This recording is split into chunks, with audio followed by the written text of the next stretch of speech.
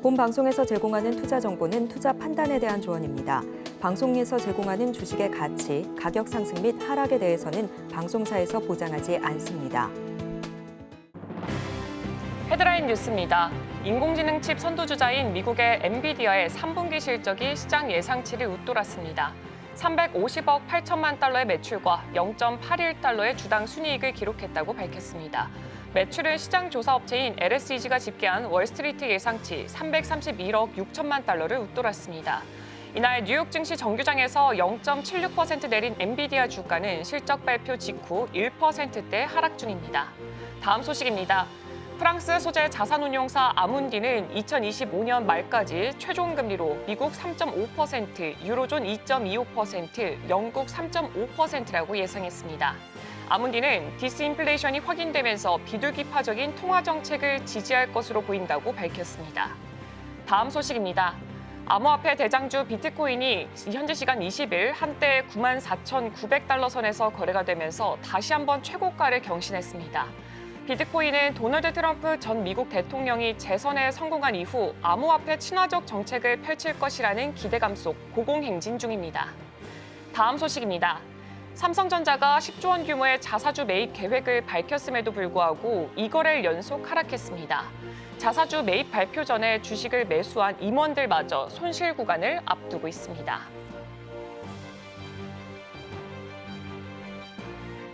성공 투자량에 출발하는 힘찬 첫걸음, 매일 아침 증시와이드가 함께합니다. 안녕하세요. 진행을 맡은 오은비입니다. 간밤 뉴욕 증시 3대 지수는 혼조세를 보였습니다. 장 마감 이후에 엔비디아의 실적 발표가 될 예정이라서 이때는 이 투자자들의 경계 심리가 강하게 묻어나는 것으로 보였습니다. 엔비디아의 실적 같은 경우에는 매출이 351억 달러로 QOQ 17%, YOY 94% 증가를 했고요. EPS는 81센트로 QOQ 19%, YOY 103% 증가를 하면서 모두 다 시장의 예상치를 훨씬 더 웃도는 성적을 가져왔습니다. 하지만 시간 외 거래에서 하락세를 그리고 있습니다. 잠시 후 이슈와이드를 통해서 엔비디아에 대해서 실적 자세하게 분석을 해볼 예정이고요. 더불어서 글로벌 증시 대응 전략까지 함께 짚어보도록 하겠습니다. 그럼 오늘 출발 증시와이드가 준비한 소식들 먼저 화면을 통해서 확인해 보도록 하겠습니다. 오늘도 다양한 소식들이 준비가 되어 있습니다. 김영인 캐스터가 전해드리는 톡톡한 경제에서는 미국 연방준비제도 의장 제롬 파월에 대해서 자세한 소식이 준비가 되어 있고요. 김태성 본부장의 이슈와이드에서는 엔비디아 실적 발표가 예상치가 상회를 했습니다. 글로벌 반도체 업종의 향방에 대해서 자세하게 짚어보도록 하겠습니다. 그리고 개장절 리포트에서는 언제 돌아오나 외국인이라는 주제로 개장절 리포트까지 함께 준비가 되어 있습니다. 네, 그럼 투자기 전에 살펴보면 좋을 경제 이야기 김영민 캐스터가 준비하고 있습니다.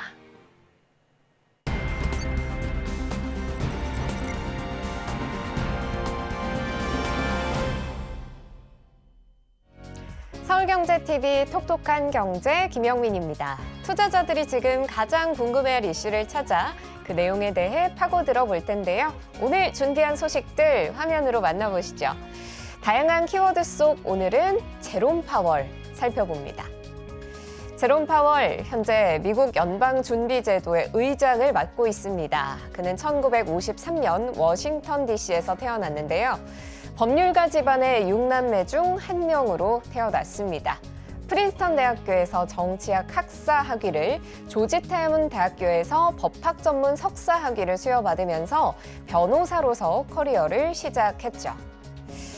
세계의 경제를 좌지우지하고 있는 그는 사실 비경제 전공자였던 거죠. 그의 커리어를 따라가 볼까요? 로스쿨을 졸업한 뒤 변호사로 일하던 파월은 월가의 투자은행 딜런 리드앤코에 입사해 니콜라스 F. 브래디 회장을 만나게 됩니다. 브래디 회장은 레이건 대통령 시절 재무부 장관으로 임명된 뒤에 1990년 파월을 재무부로 영입하죠. 이후 파월은 1992년 39세의 나이에 재무부 차관으로 임명됩니다. 재무부를 나온 뒤에도 그는 월가에서 투자가로 명성을 떨칩니다. 칼라이 그룹의 파트너로 일하며 베어링 회사 렉스노드의 인수합병을 주관해 무려 9억 달러의 시세 차익을 남기고 자신도 인센티브와 투자 이익 등 수천만 달러를 벌어들였죠. 칼라이 LG그룹을 나온 후에는 투자회사 세빈 캐피털 파트너스를 설립해 투자를 계속 이어갔습니다. 이렇듯 투자가로서 쌓은 화려한 커리어 덕에 경제학 전공자가 아님에도 실무에서의 경험을 바탕으로 정가에서 인정받게 됩니다. 파월은 버락 오바마 대통령 재임 시절인 2011년 연준 이사로 지명된 후 2012년 5월부터 연준에서 일했습니다. 그는 당시 공화당원이었는데 대통령이 야당 인사를 연준 이사로 지명한 건 1988년 이후 처음 있는 일이었습니다. 이후 도널드 트럼프 대통령이 제닛 옐런 연준 의장을 해임한 후 파월을 임명한 뒤에 2018년 2월부터 의장직을 맡고 있습니다. 40여 년 만에 비경제학자이자 비유대인 의장이 된 것이죠. 그는 트럼프 행정부 이후에도 2022년 조 바이든 대통령에 의해 재지명돼서 의장직을 이어가고 있습니다. 하지만 트럼프에 의해 지명된 파월 의장은 트럼프와 계속 마찰을 빚기도 했는데요. 트럼프는 일기 행정부 시절 임기 내내 파월 의장이 이끄는 연준의 금리 인상 정책을 강하게 비판했습니다. 이번 대선 선거 기간에도 트럼프는 파월 의장을 비판했는데요. 지난달 선거 기간 블룸버그와의 인터뷰에서 트럼프는 재선이 되면 그가 옳은 일을 하고 있다고 생각되면 해고하지 않을 것이다 라고 이야기했지만 2026년 임기가 끝나는 그를 재임명하지는 않겠다고 밝혔습니다. 또 트럼프는 지난 9월 단행된 비컷에 대해 정치행위라고 강하게 비판하기도 했고요. 연준 통화 정책에 대해서 대통령이 발언할 권리가 있다라고 해서 연준의 독립성 침해 우려까지 나오고 있습니다. 하지만 파월 의장은 트럼프 당선인의 공세에도 물러날 뜻이 없음을 분명히 했습니다. 지난 11월 FOMC 회의 후 기자회견에서 그는 트럼프 당선인이 사퇴를 요구할 경우 그만둘 것이냐라는 기자들의 질의에 노라고 짧게 답했습니다. 한편 월스트리트저널은 현지 시간 10일 소식통을 인용해 파월 의장이 스티븐 무누신 전 재무장관에게 대통령이 해임을 요구하면 맞서 싸울 것이라고 말했다고 보도했습니다. 트럼프 당선인이 취임 후에 파월 의장에 대한 해임 압박을 넣을 경우에 법적인 대응까지도 불사하겠다라는 의지를 나타낸 것으로 풀이됩니다. 한편 파월 의장의 발언은 경제 전반에 큰 영향을 미치는데요. 실제로 파월 의장이 금리 인하를 서두를 필요가 없다고 발언하자 뉴욕 증시는 일제히 큰 폭 하락하기도 했습니다.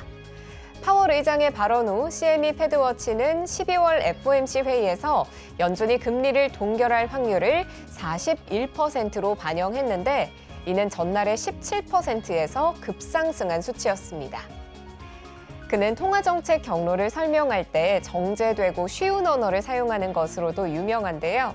미 외교 전문 매체 포린 폴리시는 전 연준 의장인 벤 버냉키의 모국어가 경제학인 것처럼 들린다면 제롬 파월의 모국어는 확실히 영어다라고 평가하기도 했죠.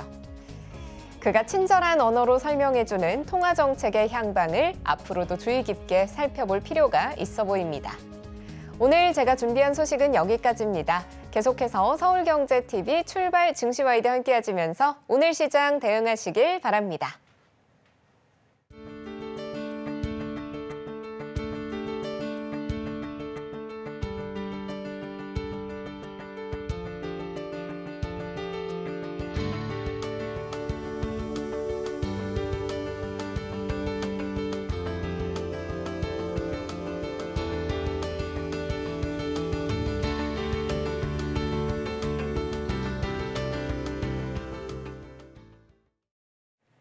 서울경제신문에서 선정한 글로벌 조간 브리핑 시작해 보도록 하겠습니다. 먼저 첫 번째 소식부터 확인해 보겠습니다. 핵공격 3차 대전 현실화가 될까 러시아 방공호 대량으로 만든다고 합니다. 러시아가 처음으로 이동식 핵 방공시설 쿠브엠의 대량 생산을 시작했다고 발표했습니다. 이 방공시설은 핵폭발, 방사능, 재래식 무기 등의 다양한 위협으로부터 최대 48시간 동안 54명을 보호할 수가 있고요. 선적 컨테이너 형태로 설계가 됐기 때문에 트럭으로도 운송이 가능하다고 합니다. 미국이 우크라이나에 자국산 미사일을 사용해서 러시아 본토를 공격할 수 있도록 승인한 직후 이뤄진 발표이기 때문에 주목을 크게 받고 있습니다. 이에 대응해서 러시아는 핵 사용 조건을 완화하는 새로운 핵 교리를 발표를 했습니다. 이 새로운 교리에는 핵 보유국의 지원을 받은 비핵 보유국의 공격을 공동 공격으로 간주를 하고요. 러시아와 동맹국의 주권에 중대한 위협이 되는 재래식 무기 공격 시에도 핵무기 사용이 가능하다는 내용이 포함이 됐습니다.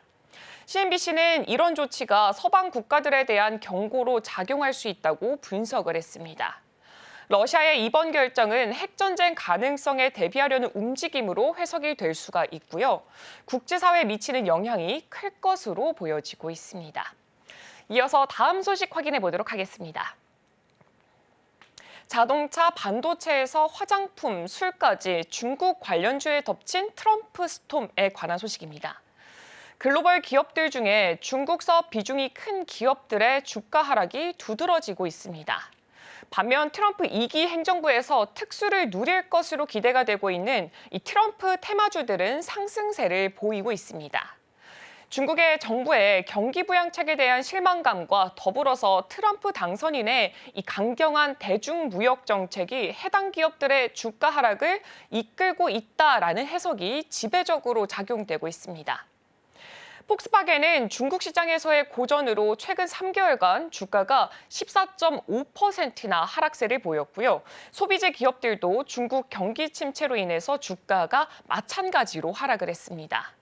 시세이도와 페르노리카는 각각 18.7%, 13.8% 하락세를 보여줬습니다.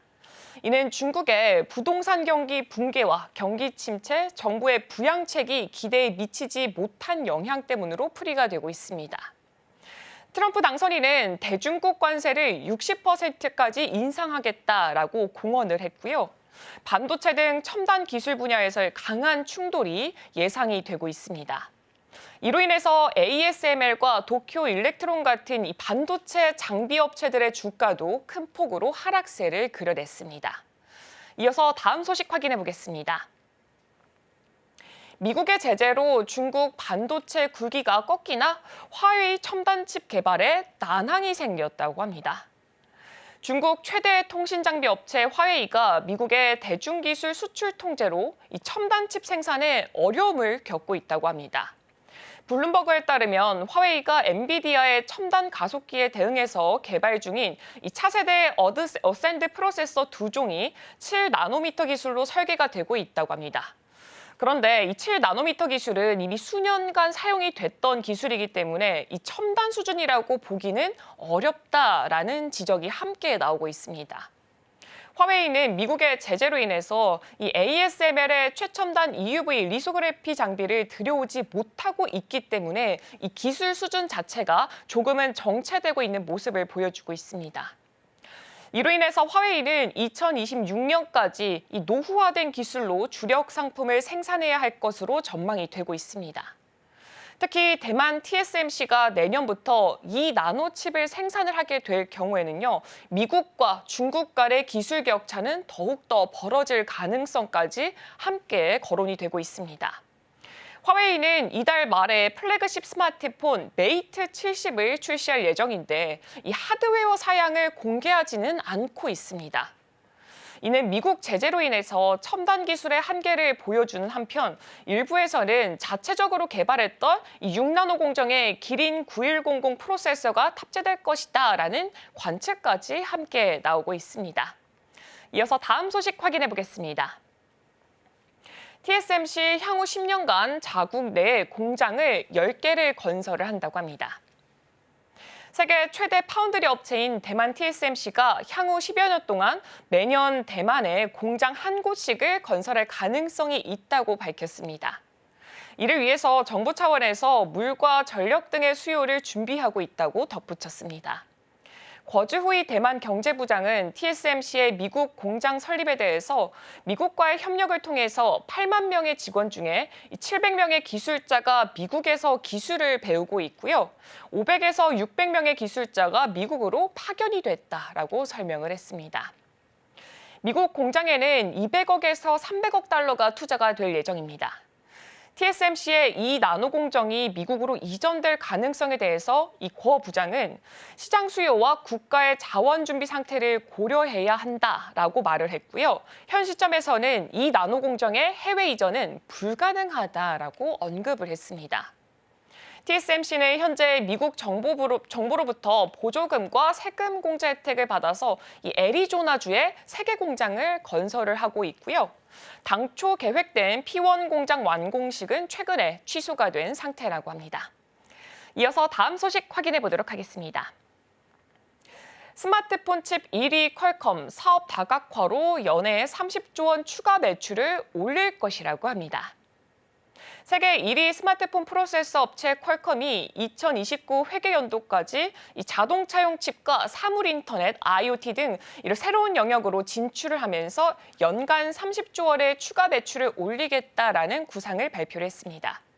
블룸버그에 따르면 퀄컴은 자동차용 칩에서 80억 달러, IoT 분야에서 140억 달러 등 총 220억 달러의 추가 매출을 목표로 하고 있습니다.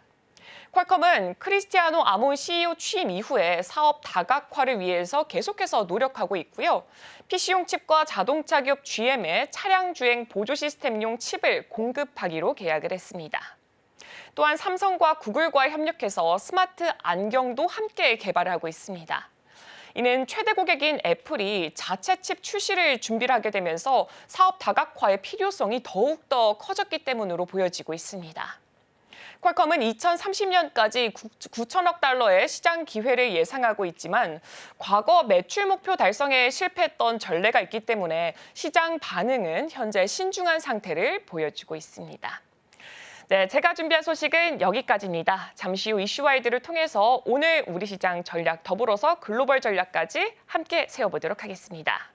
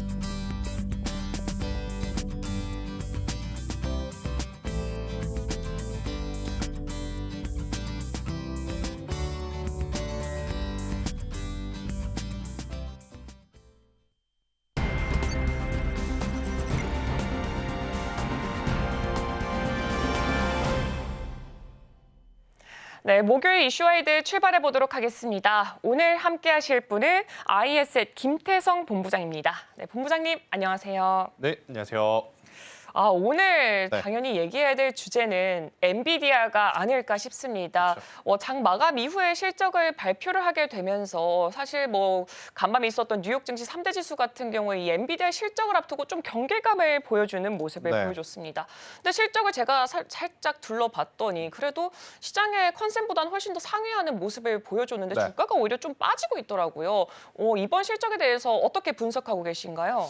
그러니까 아무래도 엔비디아가 기준이다 보니까 만약 이 숫자가 다른 기업에 찍혔다면 엄청난 호재로 인식이 될 가능성이 높았을 겁니다. 네. 하지만 지난해부터 정말 우리가 생각하지도 못할 정도의 속도를 내면서 성장한 엔비디아이기에 이러한 숫자를 보였음에도 불구하고 시장은 다소 조금 실망스러운 감을 좀 내비치고 있는 현재 흐름이 아닌가 싶은데 여기서 우리가 체크를 해야 되는 팩트는 크게 두 가지입니다. 일단 첫 번째, EPS가 굉장히 좋았다라는 거. 그리고 이제 두 번째, 가이던스 기준으로 보더라도 호퍼라든지 블랙웰 모두 이제 공급을 가능한 2025년에는 지금보다 더 좋은 매출 가이던스가 나올 가능성도 높다라는 것이기 때문에요. 지금 현재 시간 내에서 등락률을 좀 보이고 있는데 지금 흐름은 크게 의미 없다라는 생각이 듭니다. 결국 이제 우리나라 시장은 우리나라 시장만의 수급 이슈가 좀 있을 것 같고요. 미국은 오늘 저녁이죠. 그러니까 네. 이제 아침에 마감을 했으니까 오늘 저녁에 열리는 본장에서의 흐름이 더 중요하지 않을까라는 의견 한번 드려보도록 하겠고 바뀌지 않는 숫자는 잘 나왔다라고 결론 드려보도록 하겠습니다. 네, 그렇죠. 지금 이렇게 실적을 조금 더 살펴보니까 AI와 직접적으로 이제 관련성이 큰 데이터 센터 같은 경우에도 매출이 308억 달러로 시장 예상치 291억 달러를 크게 상회한 만큼 지금 시간 외에서 빠지는 그 지수를 보기보다는 오늘 그러니까 이제 있을 미국 증시에서 과연 엔비디아 주가의 흐름이 어떻게 진행될지를 함께 체크해 보시는 게 좋을 것 같습니다. 그리고 제가 어제 이제 네. 조간 브리핑을 통해서 발표를 했던 게 네. 이제 시장에서 이 옵션이라던가 기타 상품 거래에 있어서 엔비디아가 분명히 주가가 오를 것이다에 배팅한 사람들이 굉장히 많더라고요. 아무래도 오늘 밤에 조금 더 크게 오르겠죠. 일단 이제 그걸 우리가 보통 콜옵션이라고 부르죠. 네. 그러니까 지수 혹은 상품이 상승한다에 베팅을 하는 게 콜옵션이고요. 하락에 베팅한다는 게 이제 풋옵션입니다. 만약에 지금 콜옵션 투자자분들이 굉장히 많다라고 하는 것은 당연히 오늘 저녁에 있을 본장에서의 긍정적인 부분을 기대해 볼 수도 있다라는 생각이 들어요. 하지만 이게 만약에 반대로 갔을 경우에는 어떻게 되죠? 콜옵션에 베팅하신 분들은 손실이 발생을 하죠. 네. 그럼 그 손실을 막으려면 방법은 두 가지입니다. 첫 번째, 그 콜옵션이라고 하는 상품을 손절을 하든지 반대로 풋옵션이라고 하는 상품, 그러니까 지수라든지 종목이 하락한다에 베팅을 하는 수밖에 없어요. 우리가 그걸 숏스키즈라고 표현을 하잖아요. 그게 올라갈 때 매수 포지션들에게 나타나면 굉장히 좋을 수는 있지만 반대로 나타나게 될 경우에는 굉장히 또 불안 심리를 증폭시킬 수 있는 부분이기 때문에 옵션에 대한 포지션을 가지고 미리 이게 올라갈 것이다, 이게 내려갈 것이다라고 판단을 하기에는 지금은 다소 어려운 시기가 아닌가라는 생각이 들어요. 결국엔 오늘 저녁에 일단 오늘 아침에 마감한 미증시 빅테크들이 많이 조정을 받았습니다. 하지만 이제 기술적 반등 그 이상의 무언가 수급의 이동이 나오는지 여부를 먼저 체크를 하시는 게 맞지 않을까라는 의견 한번 드려보도록 하겠고요. 일단 이 가이던스에서 굉장히 중요한 게 하나가 좀 빠졌어요. 뭐냐면 이번 주에 엔비디아 하면 어떤 이슈가 있었죠? 발열 이슈가 있었죠. 네. 근데 이 발열 이슈가 정말로 블랙의 단일 제품에 대한 문제인지 아니면 블랙의 그리고 데이터 센터를 설립함에 있어서 여러 가지 조합 때문에 문제가 발생을 했는지 아직 명확하게 컨콜에서 가이던스를 주지 못했습니다. 컨콜이 없었기 때문에. 그래서 이제 이런 부분들을 좀 확답을 받고 나서의 수급 흐름이 더 중요하지 않겠는가라는 의견을 드려보도록 하겠습니다. 네, 그렇죠. 아무래도 엔비디아가 이번 주에 하락했던 원인이 바로 블랙웰에서 이 발열 이슈가 있었기 때문에 이로 인해서 우리 SK 하이닉스까지도 동반 하락세를 보여주는 흐름을 보였기 때문에 이 부분이 명확하게 해소가 되는지 체크를 해보시는 게 가장 중요할 것 같습니다. 지금 이렇게 엔비디아가 호실적을 발표를 하게 되면서 우리 증시 같은 경우에는 뭐 반도체 투탑이기 때문에 엔비디아 영향을 가장 크게 받을 수밖에 없는데 사실 실적이 잘 나왔어요. 잘 나왔기 때문에 저는 기대를 하는 바로는 엔비디아 밸류체인 쪽에서 오늘 강한 상승세가 나오지 않을까라고 생각을 하는데 네. 국내 반도체 전반적으로는 어떤 영향을 끼칠 것으로 보여지고 계신가요? 엔비디아가 잘 가면 네. 우리나라 관련 종목분들이 이제 원래는 잘 갔었죠. 그런데 최근 한 달에서 두 달 정도는 엔비디아가 간다 한들 우리나라는 우리나라 수급 이슈 때문에 개별로 좀 움직이는 모습들이 많았어요.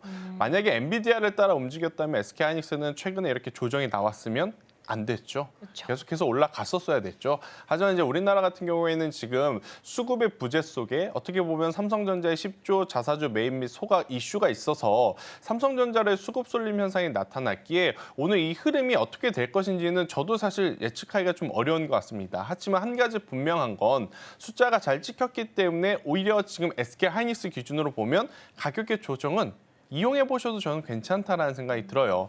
그러니까 엔비디아가 이번 어떤 실적 발표를 통해 또 말한 것들 중에 하나가 뭐냐면 내년 수요에 대한 부분은 모두 완판이 됐다라는 겁니다. 그러면 SK하이닉스 입장에서는 지금 기술에 대한 말도 많고 탈도 많죠. HBM4로 갔을 때 뭐 TC 본딩에서 하이 본딩으로 갈 것이냐 말 것이냐, 또 이렇게 되면 마이크론이 또 점유율이 높아지는 거 아니냐, 혹은 삼성전자가 HBM 시장에 들어오면 SK하이닉스의 점유율이 또 떨어지는 거 아니냐, 이런 이야기들이 굉장히 많잖아요.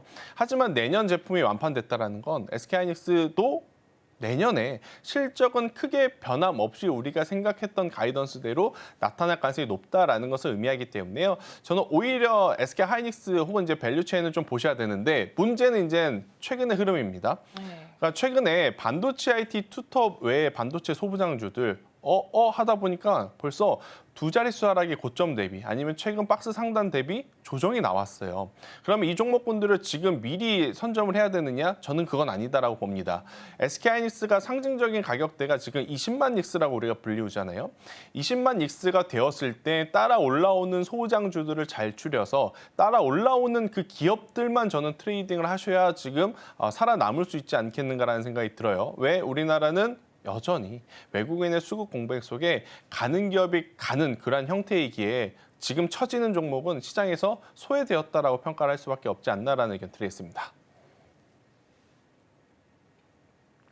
네, 그렇다면은 본부장님이 생각을 하셨을 때는 네. 지금 반도체 투탑 그리고 반도체 소부장 네. 이렇게 두 개를 놓고 봤을 때 아무래도 반도체 소부장단에서 방금 말씀 주셨다시피 최근에는 좀 박스권 흐름에서 좀 지지부진한 걸 보여줬는데 그래도 지금 뭐 엔비디아의 실적도 공개가 네. 됐고 또 그동안 좀 우리로 있어서는 어려움 중에 하나였던 게 삼성전자의 주가가 좀 무자비하게 빠졌었는데 그래도 10조 원의 자사주 매입이 있었기 때문에 그래도 어느 정도는 회복세를 보여주고 있고 수급 또한 어느 정도 또 붙어주고 있기 때문에 참 여기서가 이 투자자들의 네. 갈림길이 많이 갈리는 것 같습니다. 어디 쪽에 조금 더 관심을 크게 두면서 그에 맞춰서 대응 전략은 어떻게 세워보는 게 좋을까요? 실제로 삼성전자가 자사주를 매입하는지 일정 플랜을 봐야 됩니다. 네. 자사주를 매입하기 전에 공시를 하게 되어 있거든요. 스케줄을 오픈을 하게 되어 있습니다. 그런데 이제 자사주 매입한다라는 공시가 있고 나서 이틀 동안 사실 반등이 나왔을 때 삼성전자는 실제로 자사주 매입을 안 했습니다. 네. 어제부터 이제 본격적으로 시작한 첫날이 되겠죠. 그러니까 이러한 자사주 매입에 대한 스케줄의 연속성을 좀 보시면서 연속성이 뛴다라고 하면 삼성전자의 추가적인 상승을 충분히 기대해 봐도 되겠죠. 그런데 문제는 뭐냐면 단순히 수급 이슈로 끝나면 안 된다는 겁니다. 과거에 2015년, 2017년 삼성전자가 자사주 매입했을 때 한 달 기준으로 보면 등락률이 크게 없었어요. 즉, 단기적으로는 올랐지만 단기적으로 다시 제자리를 찾아왔다라는 겁니다. 그런데 3달 뒤에 6개월 뒤에 보면 2015년 때도 그렇고 17년 때도 그렇고 굉장히 큰 폭으로 상승하는 모습을 보였습니다. 그건 자사주를 매입했다라는 것보다도 본업에서의 실적의 어떤 변화가 나왔기 때문에 이뤄낸 결과이기 때문에 올해 지금 많은 분들이 이제부터 자사주를 매입한다라고 하니까 삼성전자 무조건 바닥 찍고 올라갈 것이다라고만 생각을 하는데 지금 레거시 제품에 대한 재고 관리 그리고 HBM에 대한 명확한 플랜 없이는 굉장히 큰 폭으로의 상승세를 좀 나타내기에는 현실적으로 저는 해결해야 될 부분들이 많다라는 생각이 들어요. 그래서 삼성전자의 흐름이 무엇보다도 좀 중요할 것 같고요. 대신에 이제 삼성전자로의 수급 쏠림이 나타날 것이냐, 아니면 삼성전자가 현 구간에서 잘 버텨주면서 SK하이닉스 쪽으로 이제 붐이 불 것이냐, 그것을 보면서 만약에 삼성전자로 쏠림이 나온다면 삼성전자만의 축제가 될 가능성이 높고 SK하이닉스 쪽으로 수급이 붙는다면 제가 앞서서 이야기한 대로 SK하이닉스의 20만 원 가격대를 넘어가는 흐름을 보면서 반도체 소부장 대표적으로 한미 반도체를 한번 꼭 체크를 해보시면 좋지 않겠나라는 의견 드리겠습니다.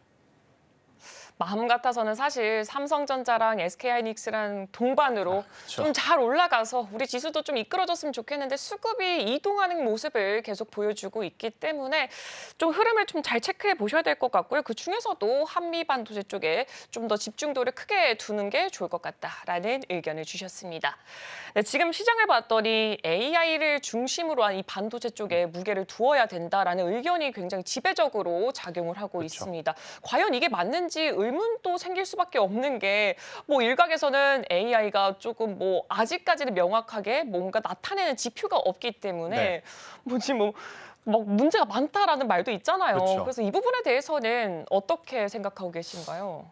최근에 나온 뉴스 중에 가장 제가 개인적으로 흥미로웠던 부분은 애플의 태도가 아닐까라는 생각이 들어요. 아, 애플이요? 그러니까 애플의 태도가 어떤 이야기냐면 애플 같은 경우에는 지금 AI 데이터 센터 이야기가 나올 때 객관적으로 보면 가장 좀 선두에 있어서 진두지휘해야 되는 기업이 아닐까라고 저는 생각을 했거든요.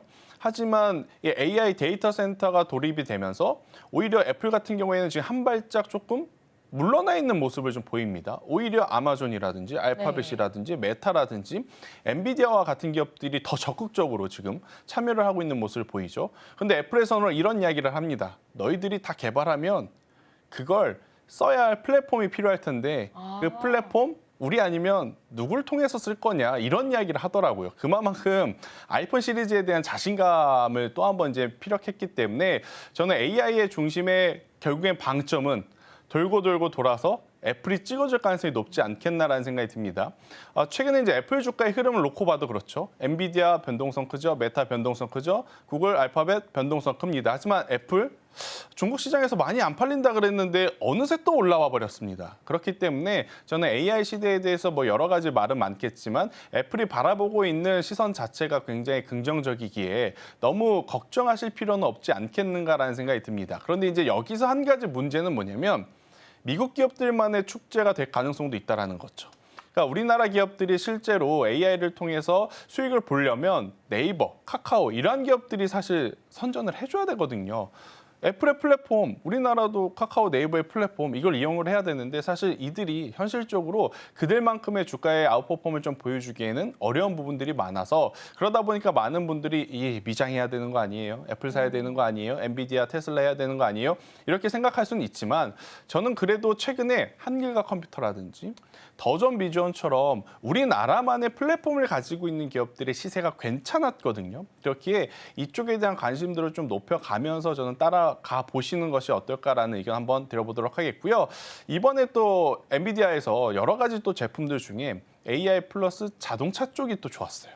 그러면 결국 자율주행에 대한 기대치를 한껏 높여갈 가능성이 높기 때문에 저는 이쪽으로 좀 영역을 확장을 해서 체크를 해보는 것도 필요하다는 의견 드려보도록 하겠습니다.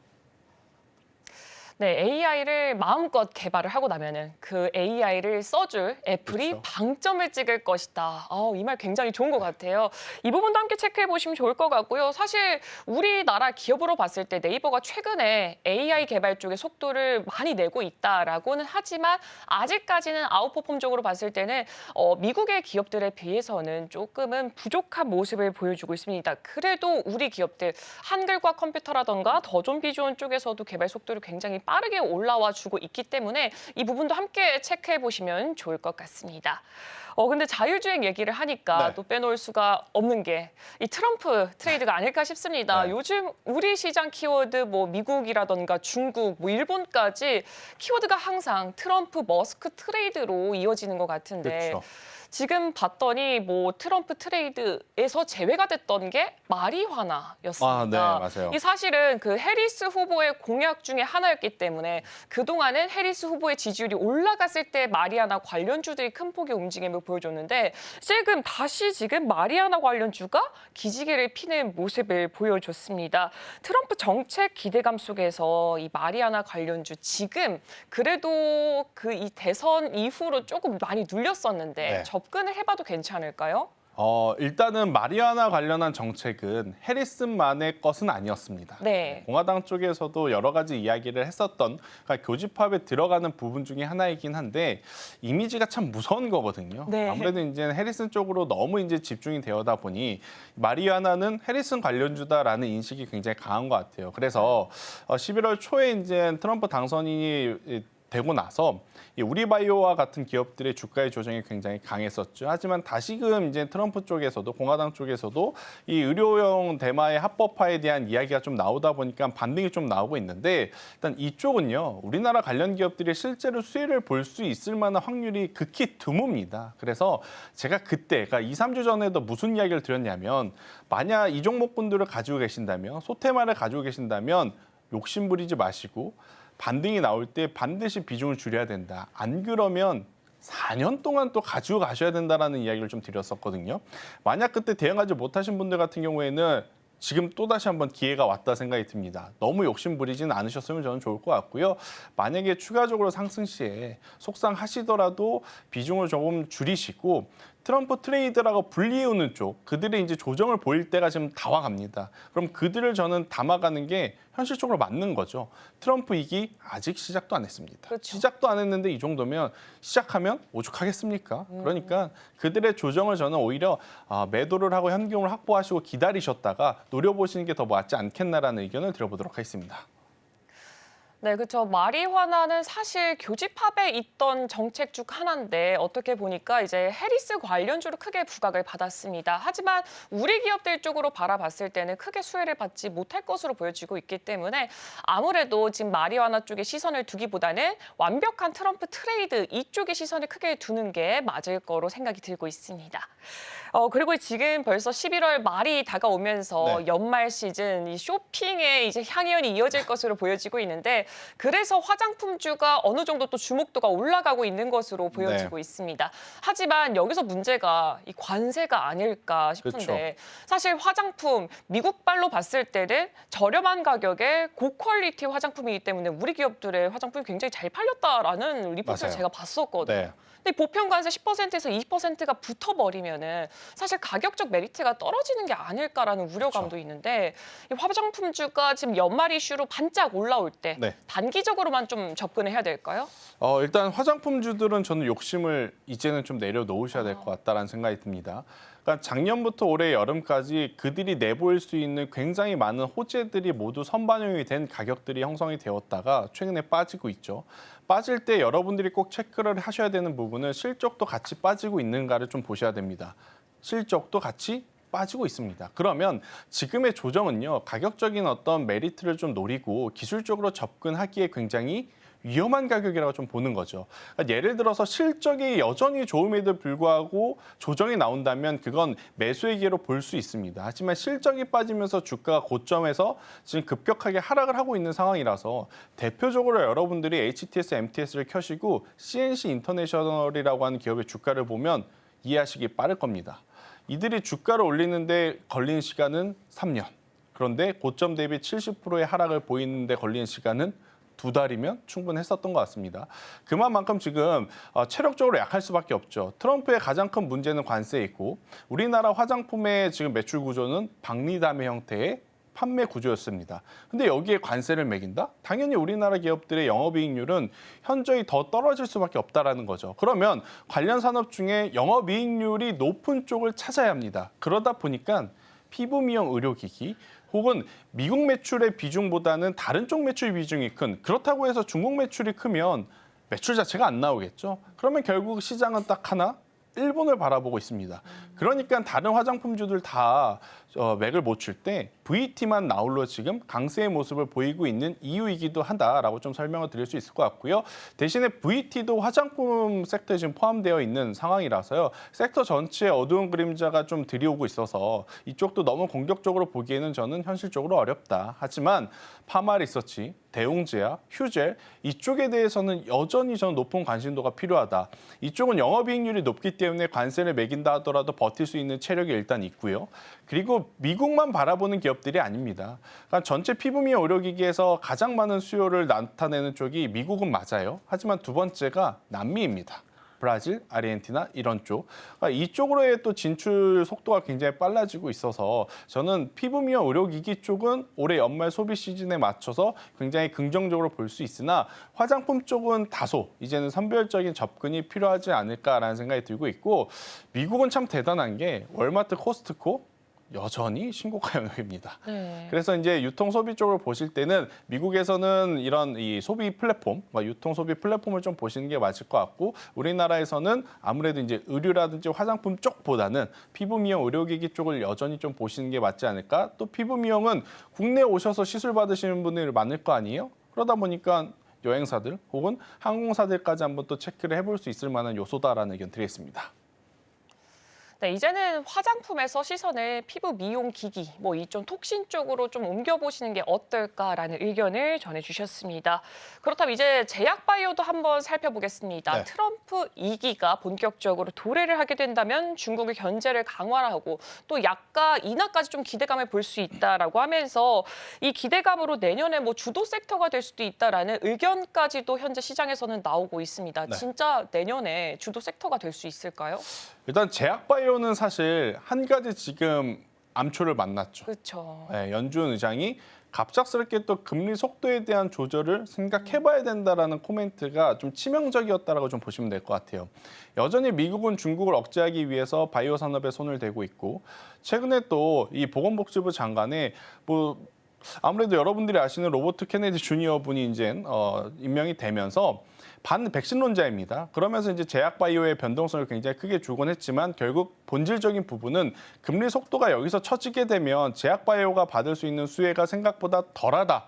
이렇게 이제 초점을 좀 맞추는 것 같아요. 하지만 한 가지 흔들리지 않는 팩트는 또 뭐가 있냐면 알테오젠은 기술 수출을 통해서 우리나라 최초의 바이오텍 기업으로 성장을 했고요. 삼성 바이오로직스는 역대급 수주를 유치를 했고요. 그렇기 때문에 실적, 기술력 모두 잡은 저는 제약 바이오이기에 종목을 좀 잘 선별을 하신다라고 하면 충분히 내년에 대한 기대치를 좀 높여 잡을 수 있지 않겠는가라는 생각이 들고 있고 알테오젠에 대해서 많은 분들이 좀 고민이 깊어지실 것 같아요. 특히나 이제 위에 가지고 계셔서 아니면 분명히 이틀 전, 한 3일 전만 해도 수익이 굉장히 컸는데 2, 3일 만에 또 수익이 작아진 분들은 여기서 지금 매도를 해야 되나 아니면 더 사야 되나 고민이 많으실 것 같은데 뭐 특허에 대한 이야기가 많지만 지금 알테오젠은 빠르게 특허에 대해서 문제가 없다라는 이야기들 좀 해오고 있어서 알테오젠, 삼성 바이오로직스 그러니까 굵직한 대형 기업들은 여전히 매수의 기회로 좀 보시는 게 맞지 않을까라는 의견 드려보도록 하겠습니다.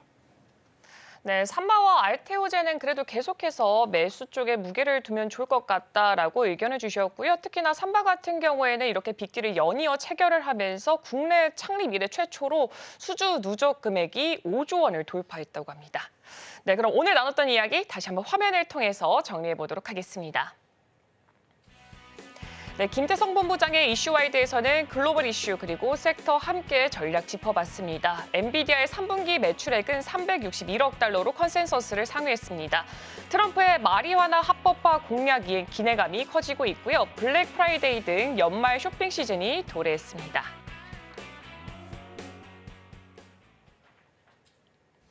네, 김태성 본부장과는 여기서 인사하도록 하겠습니다. 우리 출발 증시와이드는 9시 개장 방송까지 계속해서 이어지겠습니다. 그럼 개장 전에 살펴보면 글로벌 증시 이야기 김영민 캐스터가 준비하고 있습니다.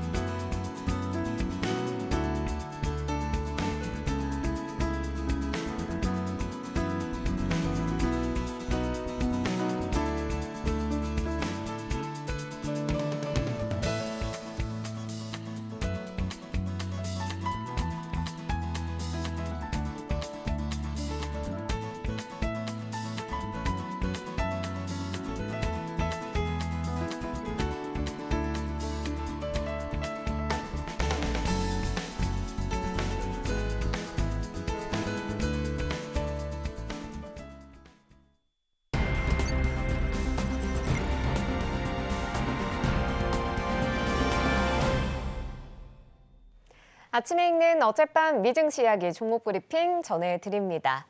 간밤 뉴욕 증시 3대 지수 전일장에 이어서 역시 혼조세로 마감했습니다. 다우지수 0.3% 상승하는 흐름 보여주면서 하락세를 깨는 모습이었고요. S&P 500 지수는 0.002% 상승하며 강보합권에 나스닥은 0.1% 소폭 빠지는 모습이었습니다. 장 마감 후에 발표될 엔비디아의 3분기 실적을 앞두고 시장의 경계감이 더 커지는 모습이었고 이것이 고스란히 지수에 반영이 되는 모습이었습니다. 미 10년물 국채금리는 지정학적인 리스크가 불거지자 안전자산 선호 심리가 커지면서 국채 가격이 크게 올랐었는데요. 하지만 푸틴 러시아 대통령이 휴전 협상에 대한 의지를 밝히며 국채가가 다시 하락했습니다. 이에 금리는 상승 마감했고요. 4.41% 선에 마무리를 지었습니다. 다음으로 필라델피아 반도체 지수는 0.71% 하락하면서 4,919포인트 선에 마무리를 지었고요. 국제유가는 러시아와 우크라이나 전쟁이라는 지정학적 우려에도 불구하고 미국의 원유 재고 증가 소식에 하락하면서 마무리를 지었습니다. 0.26% 빠졌습니다.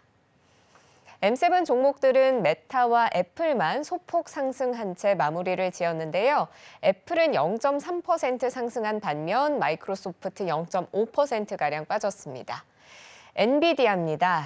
자, M7 종목 중에 마지막 3분기 발표를 했던 엔비디아 오늘장 마감 후에 3분기 실적을 발표했는데 호실적에 대한 기대감으로 어제장에서 5%가량 오르면서 하루 만에 빼앗긴 시총 1위 자리를 다시 탈환해내는 모습 보이기도 했었죠. 그런데 오늘장에서는 경계감이 더 높아지면서 소폭 하락하면서 마감을 지었습니다. 실적을 살펴보면 당초 시장은 전년 동기 대비했을 때 80% 이상 늘어난 매출 성장세를 예상했는데요. LSEG는 매출 331억 6천만 달러, EPS 75센트를 전망했는데 실제 엔비디아의 3분기 매출은 350억 8천만 달러 기록하면서 YOY 94%를 기록했습니다. EPS 역시 81센트로 예상치를 웃돌았죠. 데이터 센터 매출 역시도 308억 달러로 예상치를 웃도는 모습을 보여줬고요. 4분기 가이던스는 375억 달러로 전망을 했는데 이 역시도 LSEG 예상치인 370억 8천만 달러를 훨씬 웃도는 수준입니다. 사실 엔비디아는 최근에 우려할 부분이 하나 있었습니다. 엔비디아 블랙웰 칩 발열 이슈에 대한 우려가 있었죠. 그런데 엔비디아 측은 실적 발표 후 컨퍼런스 콜에서 차세대 AI 칩 블랙웰이 주요 고객사들에게 전달되기 시작했다라고 밝히면서 발열에 대한 우려를 일축하는 모습이었습니다. 젠슨 황 CEO는 블랙웰이 모든 주요 파트너의 손에 들어갔고 이를 이용한 데이터 센터 구축 작업이 진행 중이라고 밝혔습니다. 콜렛 크레스 CFO가 이를 부연했는데요. 블랙웰 칩 샘플 13,000개가 고객에게 전달이 됐고 2026 회계연도까지 수요가 공급을 계속해서 초과할 것이다라고 낙관적인 전망을 제시했습니다. 하지만 주가는 실적 발표 시간을 거래해서 한 3-4%가량 빠지다가 지금은 1%가량의 하락폭 그려내고 있습니다. 알파벳 오늘장에서 1% 넘게 하락하는 모습 보여줬고요. 아마존 역시 0.85% 하락했습니다. 반면 메타는 0.8%가량의 상승세를 그려내는 모습이었습니다. 테슬라 오늘장에서 1% 넘게 빠졌고 전기차주들 대체로 하락세를 기록했는데요. 이런 가운데 테슬라의 로빈 댄 홀름 이사회 의장이 보유 중이던 테슬라 주식에 대한 스톡옵션 행사하고 매도를 하면서 3천만 달러 이상의 차익을 올렸다는 블룸버그발 보도가 있었습니다. 이어서 투데이 아스탁 살펴봅니다. 먼저 타겟입니다. 어제장 월마트에 이어서 오늘장에서는 또 다른 대형 유통업체 타겟이 3분기 실적을 발표했습니다. 실적이 예상치를 충족시키지 못하면서 주가가 무려 21%가량 하락했는데요. 52주 신저가입니다. LSEG는 타겟이 3분기에 매출 259억 달러, EPS 2.3달러가 될 것으로 예상을 했는데 실제로는 매출 256억 7천만 달러, EPS 1.85달러 기록하면서 시장을 실망시켰습니다. 연간 가이던스도 낮춰 잡았습니다. 회사는 연간 조정 EPS가 8월에 발표했던 9에서 9.7달러가 아니라 8.3에서 8.9달러 사이가 될 것으로 전망했죠. 어제 월마트 실적은 굉장히 준수해서 주가도 좋았던 것과는 사뭇 대조적인 흐름인데요. 실제로 미국 소비자들은 식품과 주택 가격이 상승한 뒤에 지출에 조금 더 신중한 모습을 보여왔습니다. 때문에 타겟은 가격에 민감한 소비자들을 유인하기 위한 유인책으로 지난 5월에 자주 구매되는 약 5,000개 품목의 가격을 인하했다고 발표했습니다. 또 지난달에는 홀리데이 시즌 동안 2,000개 이상의 품목 가격을 인하하겠다고 밝히기도 했고 연말까지 총 10,000개 이상의 품목의 가격을 낮추겠다라는 방침을 내놨는데요. 실적을 끌어올리기엔 좀 역부족이었습니다. 다음으로 퀄컴 살펴보죠. 인베스터 데이를 열고 새로운 시장으로 진출해서 2029년까지 연간 220억 달러의 추가 수익 창출하겠다는 재무 목표를 설정했습니다. 하지만 주가는 6% 이상 빠지는 모습을 보였고요. 마지막으로 포드모터는 2%가량의 상승세 하락세를 그려냈는데요. 유럽에서 감원 소식이 전해지면서 주가의 흐름이 좋지 못했습니다. 지금까지 아침에 읽는 어젯밤 미증시였습니다.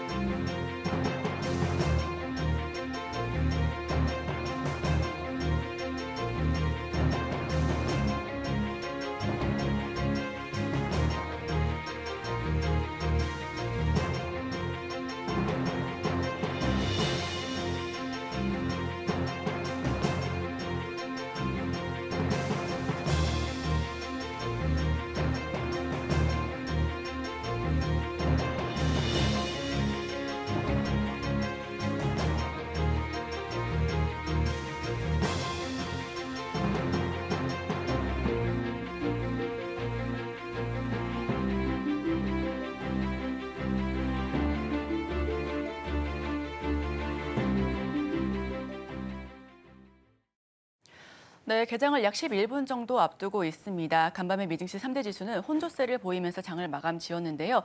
다우지수는 오랜만에 반등에 성공했고요. 나스닥은 소폭 빠졌습니다. 엔비디아 실적에 대한 경계감 때문에 하방 압력을 좀 보인 것으로 보여졌는데 오늘 우리 시간으로 새벽 6시 30분쯤 엔비디아 실적 공개가 됐습니다. 매출과 영업이익 그리고 EPS 모두 실적 전망치 웃돈 수치를 보여줬고요. 특히나 가이던스 역시 긍정적으로 제시를 했습니다. 다만 7시쯤 이후 이어지는 어닝콜에서는 중국향의 매출이 좀 둔화될 것이다라고 하는 부분, 그리고 블랙웰과 관련돼서 발열 문제에 대한 더 자세한 코멘트가 없었다라는 부분이 애프터마켓에서 주가를 좀 끌어내리는 요인으로 작용을 했는데요. 자, 그렇다면 어제 우리 증시는 어떻게 마감이 됐는지 화면을 통해서 살펴보겠습니다. 네, 언제 돌아오나 외국인 투자자 일단 3개월 내 16조 원 넘게 팔아치우고 있습니다. 여기에 더불어서 강달러, 즉 원화 약세 기조가 이어지면서 외국인 수급이 더욱더 메말라 가고 있는데요. 우리 증시 계속해서 코스피, 코스닥 하방 압력 더욱더 자극되고 있고요. 상방은 좀 낮춰지는 모습입니다. 그렇다면 어제 우리 증시를 이끌었었던 테마들, 어떤 테마들이 있었는지 화면을 통해서 자세하게 짚어보겠습니다. 첫 번째 테마입니다. 자, 먼저 밸류업 관련된 종목들 일제히 상승 흐름을 보여주면서 기분 좋게 웃었던 하루였습니다. 밸류업 펀드 투자 개시한다라는 소식에 한국거래소가 3천억 원의 규모 추가 조성을 하겠다라는 소식을 전해왔었고요. 특히나 IMF가 밸류업 인센티브가 필요하다라고 제언하면서 관련주 그리고 기업들의 모멘텀도 좀 살아나는 모습이었습니다. 밸류업 지수 편입 기대감에 금융주를 오랜만에 기관과 외국인이 많이 담아주는 모습도 포착이 됐었는데요. 여기에 KB금융과 SK텔레콤, LG전자 등 차기 밸류업 지수 편입될 종목들 후보자들이 상승 흐름을 굉장히 크게 탔습니다. 자, 그럼 두 번째 테마도 열어보겠습니다. 두 번째 테마는 방위산업과 사료 테마입니다. 끝날 기미가 없이 오히려 더 타오르고 있는 지정학적 리스크죠. 핵전쟁과 3차 대전 위협까지 거론이 되고 있는데요. 이에 방산과 사료주가 일제히 상승 모멘텀을 받아갔습니다. 우크라이나가 러시아 본토, 미국에 미사일 타격을 했다라는 소식과 더불어서 푸틴 러시아 대통령은 핵 위협에 대해서 맞불 작전을 펼치고 있는 상황인데요. 푸틴 대통령은 러시아전에 천일제에서 접어든 상황에 핵교리 개정안을 승인하기도 했습니다. 이 핵교리 개정안 승인이라는 게 우리가 앞으로 우크라이나 전쟁의 모든 서방 국가들 뿐만 아니라 다른 국가들이 도움을 주게 된다면 그 도움을 준 국가들마저도 우리의 적으로 간주하에 공격을 함께 개시하겠다라고 언급한 부분입니다. 여기에 방산 그리고 사료주가 일제히 강한 모멘텀을 받았습니다. 한일 단조와 팜스코, 일단 팜스코는 상한가 터치하기도 했고요. 고려산염 역시도 굉장히 큰 폭의 강세를 연출했었습니다. 자, 그럼 다음 테마도 열어보겠습니다. 자, 우주항공입니다. 정말 끝날 줄 모르는 상승 흐름을 고공행진하고 있는 모습인데요. 다만 전문가들은 이 부분에 대해서 단기적으로 상승 흐름을 보여줄 수 있으나 차익 매물이 반드시 나올 것이고 다만 이 우주항공 섹터에 대해서는 장기적으로는 긍정적인 흐름을 가져갈 것이다라고 언급을 하고 있습니다. 스페이스X의 스타쉽 6차 시험 발사 실시 속에 하락 흐름을 보여줬습니다. 이게 그 직전까지는 재료에 대해서 어느 정도 좀 살아있는 모습을 보여줬는데 실시하자마자 하락하는 모습을 보여줬다라는 부분 체크 포인트 삼아주시면 좋을 것 같고요. 지난 5차 시험에서 트럼프 앞에서 실시했었던 트럼프가 굉장히 극찬했었던 젓가락 팔 잡기 부분에서는 좀 실패했다라고 국내 언론사들이 보도를 했는데 외국사에서는 실패한 게 아니고 아예 그냥 시도하지 않았다라고 정정하기도 했었습니다. 이에 거래소는 HVM 등 우주항공과 관련된 테마들, 자주 언급되고 있는 테마들 세 종목을 투자 경고 종목으로 지정하면서 이 해당 종목들이 하방 압력을 좀 많이 받았었던 어제 하루였습니다. HVM과 이노스페이스 그리고 루미르 하방 압력을 크게 받으면서 약세 흐름을 보여줬었다라고 정리를 해보겠습니다. 자, 이렇게 세 가지 테마를 살펴봤었는데요. 오늘 시장에서는 엔비디아와 관련된 그런 이야기들 굉장히 많이 나올 수 있을 것 같고요. 추가적으로는 반도체 관련주들, SK 하이닉스와 반도체 그리고 삼성전자는 큰 폭의 하방을 좀 받을 수 있을 것으로 예상이 된다라는 부분도 체크 포인트 삼아주시면 좋겠습니다. 자, 일단 엔비디아와 관련해서는 젠슨항 CEO가 SK 하이닉스는 언급했다라는 점, 다만 삼성전자와 관련해서는 언급하지 않았다라는 점도 함께 참고하시면서 오늘 시장 대응하시길 바랍니다. 네, 신고가를 달성하는 종목들이 많은 미국 시장과 혹은 비트코인과는 달리 우리 시장 안에서는 신저가를 기록하는 종목들이 많은 상황입니다. 엔비디아 실적을 어제 기다리고 있었던 상황이었기 때문에 눈치 보기 장세도 심했던 것 같고요. 일단 뚜껑을 열어봤을 때 매출과 EPS 모두 예상치를 상회했습니다. 하지만 엔비디아에게 가장 중요한 건 위스퍼리 넘버죠. 이 예상치보다도 투자자들이 기대하고 있었던 넘버가 있었는데 그게 350억 수준이었습니다. 여기에 딱 맞춰서 나왔다라고 보시면 될 것 같고요. 그렇다 보니까 시간 외에서는 주가가 4% 넘게 떨어졌다가 이내 낙폭을 좀 만회를 했습니다. 일단 마진율도 75% 수준으로 예상치에 부합한 것으로 나왔고요. 가장 중요한 팩트는 호퍼나 블랙웰에 대한 수요가 내년까지는 계속해서 유지될 수 있다라는 부분에 투자자들은 일단은 관심을 좀 돌린 것 같습니다. 그럼 일단 어제 장부터 다시 좀 돌아보도록 하겠습니다. 시간의 특징주 함께 살펴보시죠. 첫 번째랑 두 번째는 일단 전쟁과 관련된 리스크라서 같이 좀 묶어서 보도록 하겠습니다. 제가 시간 타임라인대로 좀 정리를 해봤는데요. 먼저 범양 건영 같은 경우에는 재건주에 속해 있습니다. 에이테크스라고 해서 미국 쪽에서 우크라이나에 대해서 장거리 미사일 발사를 허용을 했습니다. 그래서 에이테크스는 러시아랑 우크라이나 접경 지역에 떨어지면서 공격이 좀 됐었는데요. 그러다 보니까 러시아 입장에서는 또 가만히 있을 수는 없었겠죠. 핵교리 개정을 하겠다라고 발표에 들어갔습니다. 앞서서 소연 앵커가 언급드린 것처럼 핵을 보유하고 있지 않은 국가가 핵을 보유하고 있는 국가의 도움을 받을 경우에는 같이 러시아의 적으로 간주하겠다라는 거고요. 다시 해석을 해보면 미국이 만약에 우크라이나를 도와주게 된다면 미국 역시 러시아의 적으로 간주하겠다라는 내용으로 보시면 되겠습니다.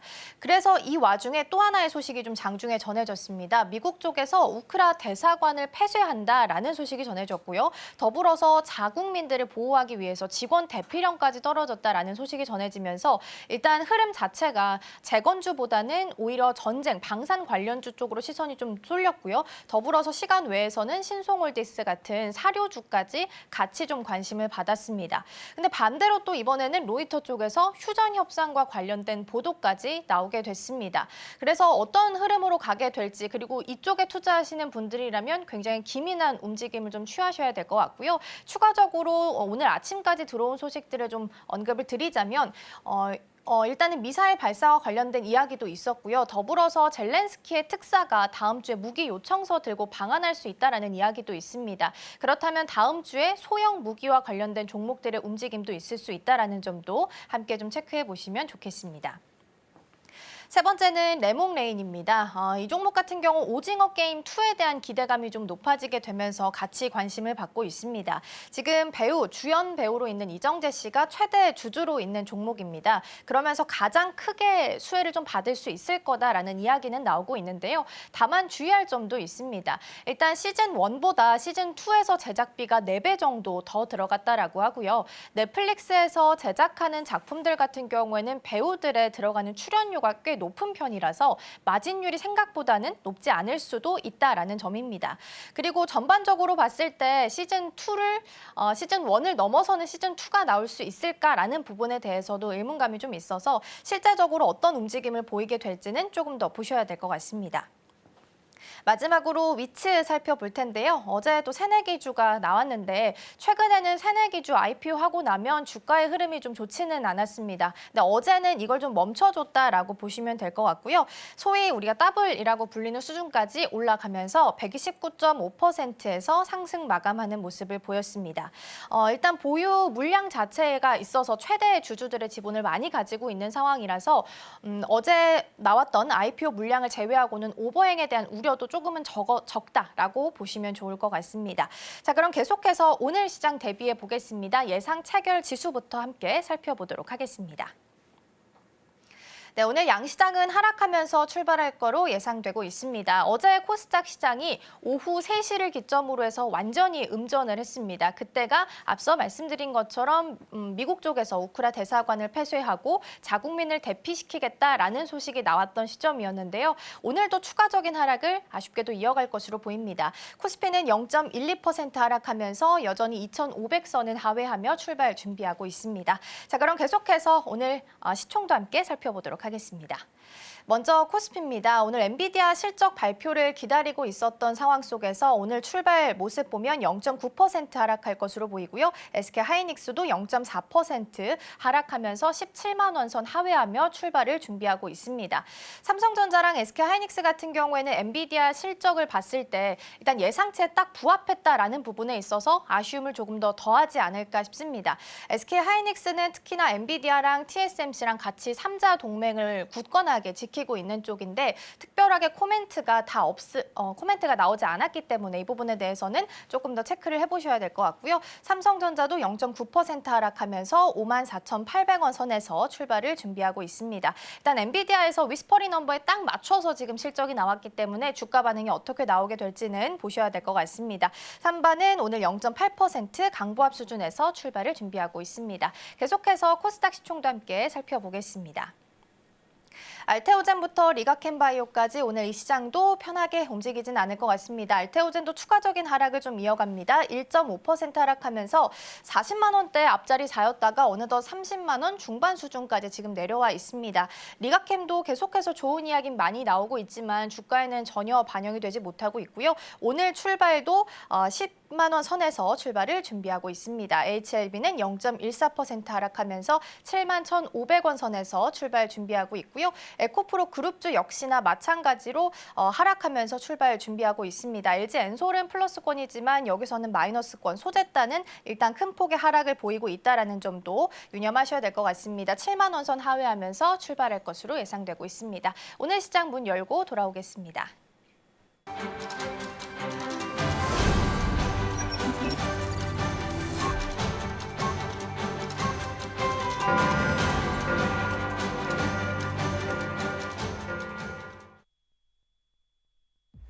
네, 11월 21일 목요일 힘차게 시작해 보도록 하겠습니다.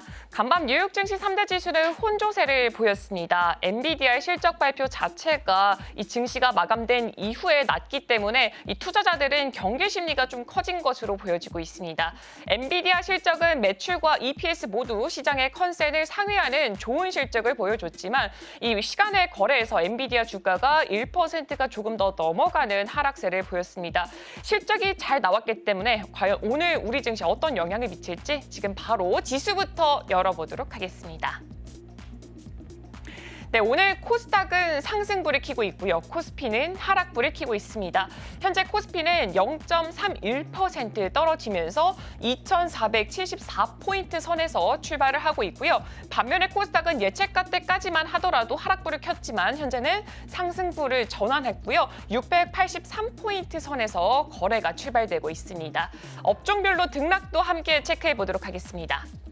네, 현재 의약품 쪽에서 0.98% 굉장히 큰 폭의 상승폭을 그려내고 있고 그 뒤를 이어서 음식료품이 0.25%가 올라오고 있습니다. 반면에 섬유의복이라던가 종이목재, 화학 쪽에서는 0.1%보다는 그 내외, 앞뒤로 내외로 지금 하락폭을 그려내고 있는데 그 와중에 섬유의복이 0.14%로 조금 더 크게 낙폭이 형성되고 있습니다. 다음 업종도 함께 체크해 보도록 하겠습니다. 비금속 광물에서 0.39%의 상승폭을 그려내고 있고요. 반면에 철광금속 쪽에서는 0.65%, 전기전자가 0.6%가 떨어지면서 아무래도 이쪽 업종 안에서는 시가총액이 조금 더 큰 종목군들이 많이 위치하고 있기 때문에 잠시 후에 주가 추이도 함께 체크해 보도록 하겠습니다. 운수장비가 0.08%의 소폭의 하락세를 보여주고 있고 기계가 0.32% 낙폭을 형성하고 있습니다. 이어서 코스닥 업종도 함께 체크해 보도록 하겠습니다. 코스닥 안에서는 건설만 지금 상승불을 켜내고 있고요.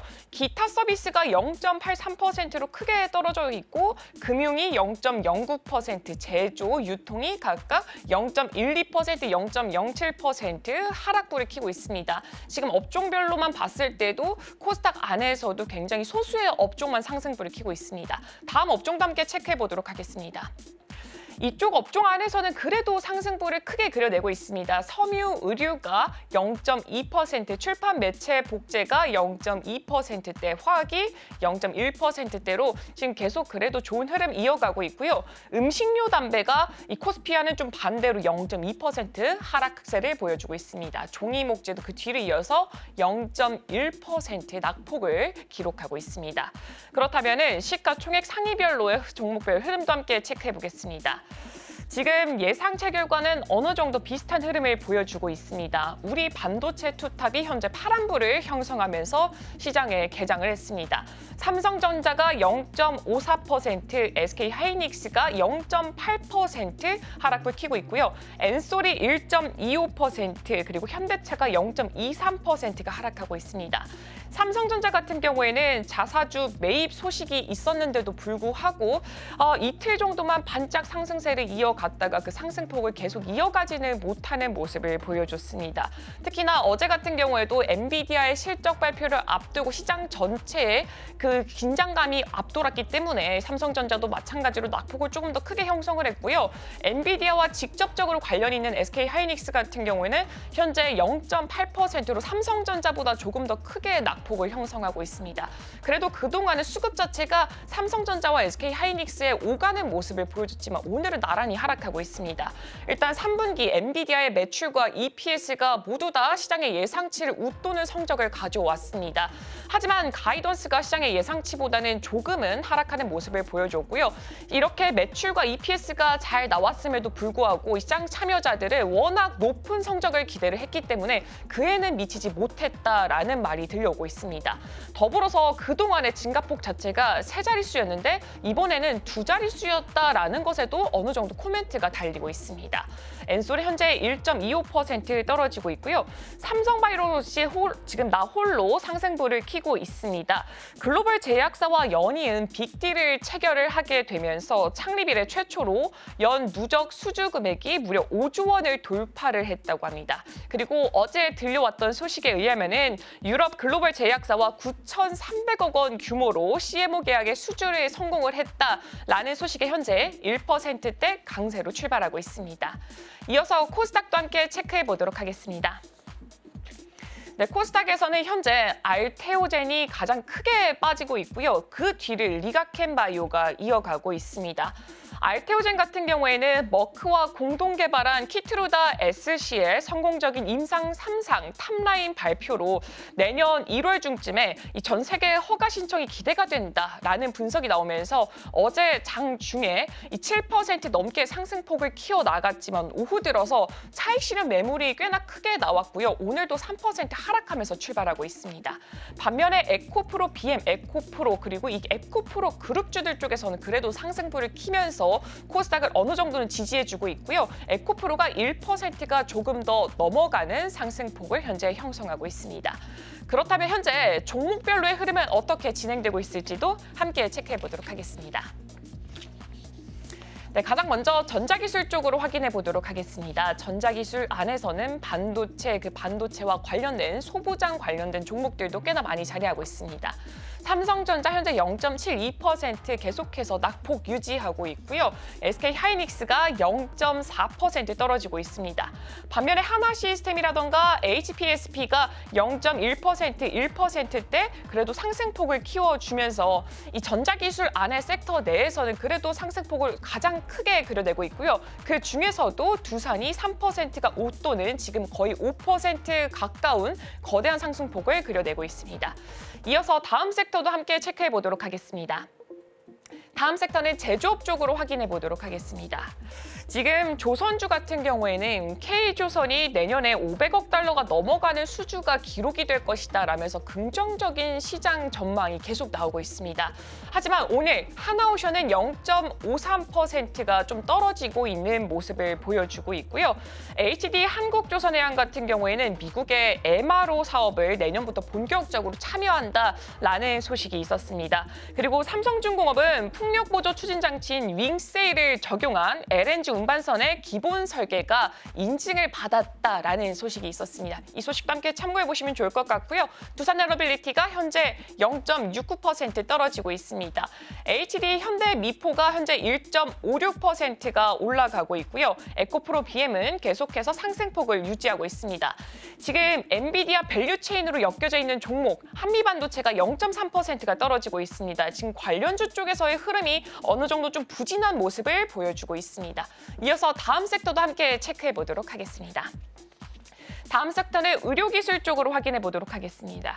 의료기술 같은 경우엔 지금 대부분 하락불이 조금 더 많이 보여지고 있습니다. 이 바이오 같은 경우에는 로버트 F 케네디 주니어가 지금 보건복지부 장관으로 어느 정도 지정이 되게 되면서 그동안 백신 음모론자라고 불렸기 때문에 이 우려감이 커지고 있고, 여기서 가장 중요한 게 파월의 입에서 금리 인하 속도를 계속해서 빠르게 이어갈 필요는 없다라는 말이 들리면서 앞으로 금리가 인하될 것에 대해서 퀘스천 마크가 찍힌 상황입니다. 그래서 금리 인하에 대한 언급이 나올 때마다 바이오주가 좀 휘청이는 모습을 보여주고 있는데요. 현재 지금 리가켄 바이오가 2% 떨어지고 있고요. HLB가 0.2% 계속 낙폭 이어가고 있습니다. 알테오젠 현재 5.8% 거의 6% 가까운 낙폭을 형성하고 있습니다. 지금 이쪽 섹터 안에서 지금 살펴봐야 될 종목 중에 하나가 SK 바이오사이언스입니다. 20일가 폐렴 구균 백신 유럽 임상 3상을 통과했다라는 3상을 신청했다라는 소식이 들려왔습니다. 그리고 독감 백신 스카이셀 플루가 차세대 세계 인류 상품 인증을 획득했다라는 이 두 가지의 호소식이 있었기 때문에 이 주가 추이를 살펴보면 좋을 것 같고요. 현재 2% 넘어가는 강세 연출하고 있습니다. 이어서 다음 섹터도 함께 열어보도록 하겠습니다. 다음 섹터는 금융 쪽으로 확인해 보도록 하겠습니다. 금융 어제 흐름 굉장히 잘 나왔습니다. 내달 특별 편입으로 코리아 밸류업 지수의 리밸런싱을 진행할 예정인데 이쪽 안에서 유력 후보로 KB금융과 또 하나금융 지주가 꼽혔습니다. 현재 주가는 KB금융이 1%대 하락폭을 그려내고 있고요. 우리금융지주가 0.06%, 신한금융지주가 1.4%로 어느 정도는 차익 실현 매물이 나온 것인가라는 의문감이 들고 있습니다. 이어서 하나금융지주라던가 미래에셋 대부분의 금융 쪽에서는 대부분 하락세를 크게 보여주고 있습니다. 특히나 한화생명 같은 경우에는 미국의 증권사 이 벨로시티를 인수하면서 미국 쪽에서도 발을 더 넓혀가겠다, 사업을 다각화하겠다라는 전략을 내세웠지만 이 금융 섹터 안에 전반적으로 크기를 키워가기에는 힘이 오늘은 좀 역부족한 상황으로 보여지고 있습니다. 이어서 다음 섹터도 함께 체크해 보도록 하겠습니다. 네, 다음 섹터는 테크놀로지 서비스 쪽으로 확인해 보도록 하겠습니다. 가장 먼저 보이는 게 네이버, 인터넷과 게임 관련주들 쪽인데요. 여기서 이제 NC소프트 같은 경우에는 신작 저니 오브 모나크가 12월 4일에 글로벌 출시가 예정이 되어 있습니다. 리니지 IP 기반이 된 게임이고요. 이 사전 예약자가 500만 명 이상을 돌파했다라는 소식이 있었기 때문에 게임이 나오고 나서의 주가 추이도 함께 체크해 보시면 좋을 것 같습니다. 오늘은 대부분 종목들 하락폭을 크게 그려나가고 있는 것으로 확인되고 있습니다. 네, 지금까지 개장 브리핑이었습니다.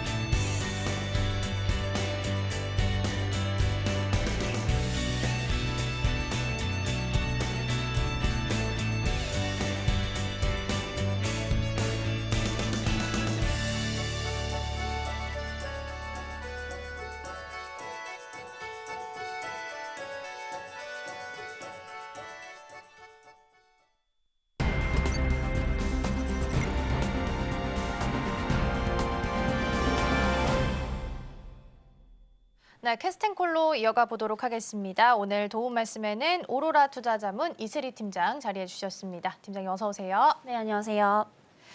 네, 일단 엔비디아 실적 발표가 나왔습니다. 매출과 EPS 모두 예상치를 좀 상회하는 모습을 보였는데요. 위스퍼리 넘버가 350억이었는데 여기에 딱 부합하는 매출 수준이 좀 나오게 됐습니다. 그리고 수율을 개선하기 위해서 블랙웰 마스크 변경 완료했다라는 부분, 그리고 다음 분기부터 출하 시작하겠다라는 코멘트까지 남겨졌습니다. 일단 위스퍼리 넘버에 딱 맞춰서 나왔기 때문에 사실 반응이 뭐 크게 나오진 않았고 시간 외에서는 낙폭을 줄이는 정도로 마무리가 좀 됐습니다. 근데 팀장님 중요한 건 호퍼랑 블랙웰 수요가 내년까지는 일단 견고하게 유지된다라는 이야기가 좀 나왔거든요. 일단 어떤 부분을 가장 좀 중점적으로 보셨는지 그리고 오늘 반도체주에게는 어떤 영향을 주게 될지도 같이 좀 짚어주시죠. 네, 우선은 이제 실적에 대한 부분들은 예상만큼 이제 딱 나온 것 같습니다. 그래서 사실 이제 시장 기대치에 뭐 부합하거나 혹시는 조금 상회하는 이런 이제 수치를 좀 보여줬다라고 보시면 될 것 같고요. 특히나 이제 매출 같은 경우에는 350억, 8천만 달러 정도가 났는데 기존에 우리가 예상했던 뭐 331억 6천만 달러보다는 훨씬 더 이런 상회하는 수치를 좀 보여줬었고요. 그리고 전년 동기 대비랑 좀 비교를 해보더라도 한 94%가량 증가를 했습니다. 이 정도면 사실 서프라이즈라고 좀 봐도 무방하지 않나라고 보고 있고요. 그리고 EPS 역시도 기존에 이제 예상했던 시장이 75센트보다 훨씬 더 높은 수치인 81센트까지 지금 나온 상황이라고 보시면 될 것 같고요. 특히나 이제 순이익 부분에서 상당히 좀 긍정적으로 좀 보셔도 좋을 것 같습니다. 순이익이 한 193억 달러 정도가 나왔는데 전년 동기 대비해서 거의 2배가 넘게 좀 증가를 했던 이런 부분들이고요. 결국에는 이제 어느 정도 실적은 계속해서 좀 견조하다라는 것을 좀 확인을 해볼 수 있는 이런 대목이었다라고 보시면 될 것 같고요. 그리고 블랙웰에 대한 부분들은 이제 본격적으로 양산 시기는 4분기로 좀 예상이 되고 있어서 추가적으로 이제 4분기 실적에 대한 기대감도 좀 높아지고 있는 상황인데 사실 이제 예상했던 것보다는 조금 낮게 나온 것 같아요. 그래서 매출액이 한 375억 달러 정도로 예상이 된다라는 이런 이야기들이 좀 발표가 됐습니다.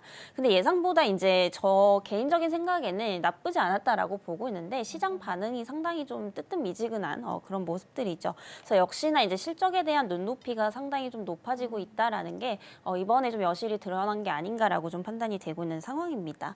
사실 2분기 때도 이제 어닝 서프라이즈였거든요. 근데 사실 그때도 보면 오히려 주가는 지속적으로 좀 하락했던 이런 모습들이 좀 나왔었습니다. 그래서 시장은 이미 엔비디아 실적 좋을 거 알았다 이런 지금 반응이지 않나라고 좀 판단이 되고 있고요.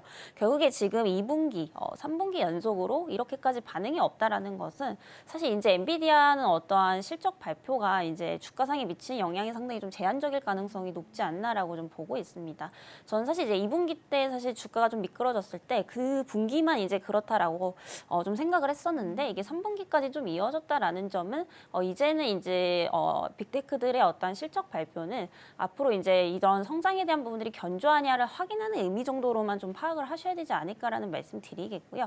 결국에 눈높이는 계속해서 높아질 수밖에 없는 부분인데 이게 지금 AI 성장성이 아무리 좋다라고 하더라도 이걸 계속해서 좀 맞출 수는 없다라는 거.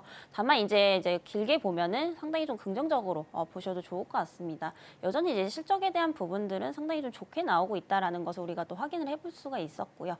이에 따라서 이제 중장기적 관점에서는 여전히 좀 낙관적으로 바라보셔도 좀 좋지 않을까라는 말씀 드리겠습니다. 그래서 결국에는 이제 앞으로의 빅테크 기업들의 실적 발표는 서프라이즈가 나오더라도 일단 주가에 크게 좀 민감하게 반응을 하지 않을 가능성이 상당히 높다라고 보고 있고요.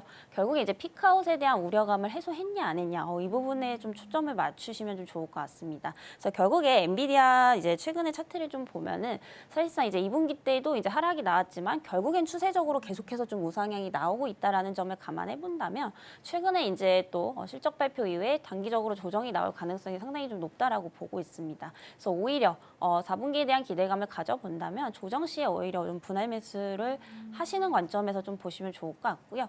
국내장에서 역시 이제 SK 하이닉스를 좀 필두로 지속적인 좀 관심을 가지시면 좋지 않을까라는 말씀 드리겠습니다. 네, 피크아웃 우려를 해소했느냐 안 했느냐라는 부분이 중요할 수 있다라고 말씀해 주셨는데 그런 차원에서 본다면 엔비디아는 걱정이 없을 것 같습니다. 일단 호퍼랑 블랙웰 내년까지 수요 견고하다라는 코멘트 일단 나왔고요. 앞서서 말씀해 주신 것처럼 원래 엔비디아는 실적 나왔을 때 좀 밀렸다가 다시 좀 추세 돌려 세우는 흐름을 좀 보이고 있습니다.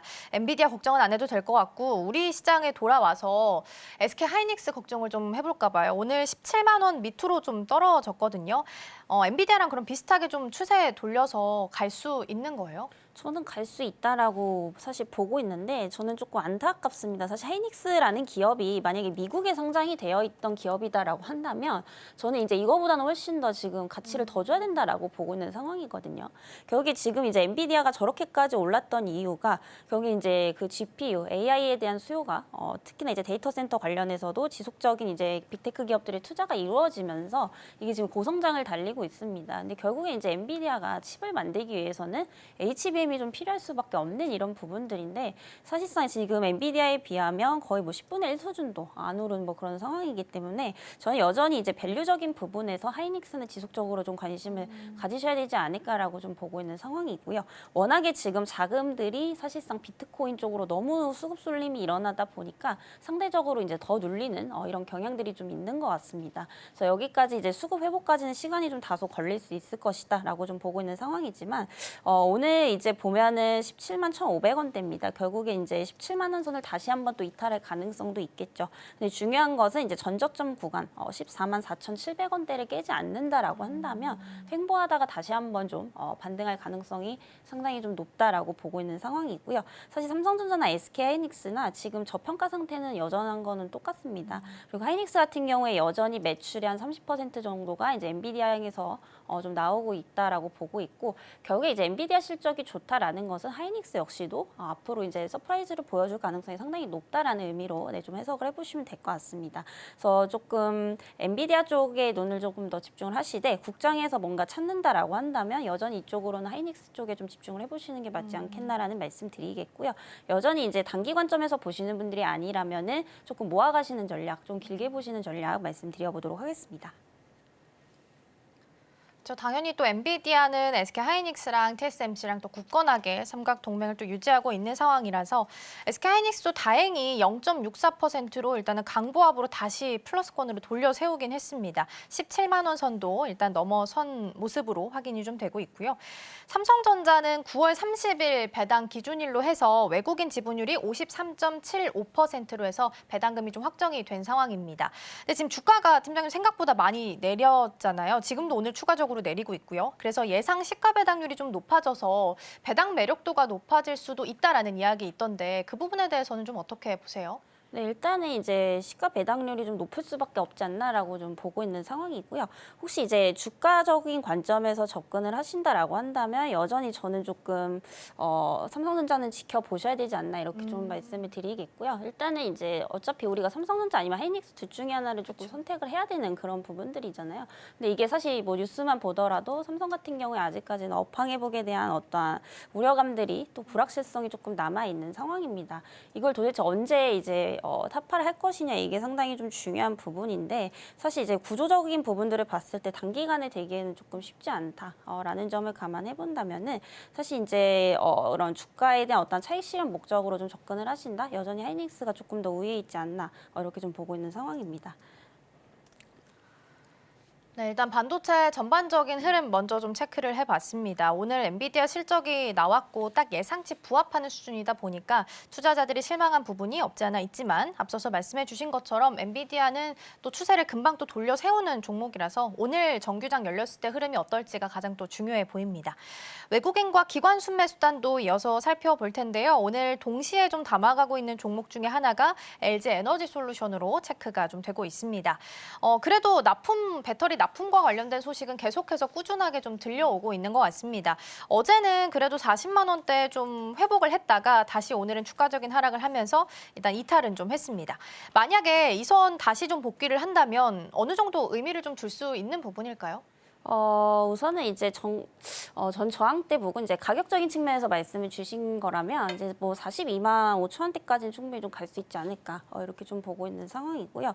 사실 이제 LG에너지솔루션 같은 경우에 지금 이제 저가 매수에 좀 기회가 될 수도 있다라고 좀 판단이 되고 있습니다. 그래서 결국에는 이제 단순히 뭐 2차 전지 배터리 이렇게 보실 게 아니고 결국에 이제 LG엔솔 같은 경우에는 최근에 이제 테슬라라는 또 이제 굉장히 중요한 모멘텀이 좀 있는 상황입니다. 그래서 아무래도 이제 테슬라 같은 경우에 또 로보택시 관련해서 규제 완화에 대한 기대감도 좀 있는 상황이고요. 그리고 저번에도 지속적으로 말씀을 드리고 있지만 ESS 사업 그리고 로봇 쪽, 우주 쪽에서도 계속해서 좀 사업을 확대를 하고 있는 뭐 그런 상황이기 때문에 이와 관련돼서 실질적인 좀 수혜를 볼 수 있는 것은 LG에너지솔루션이다라고 좀 보시면 될 것 같습니다.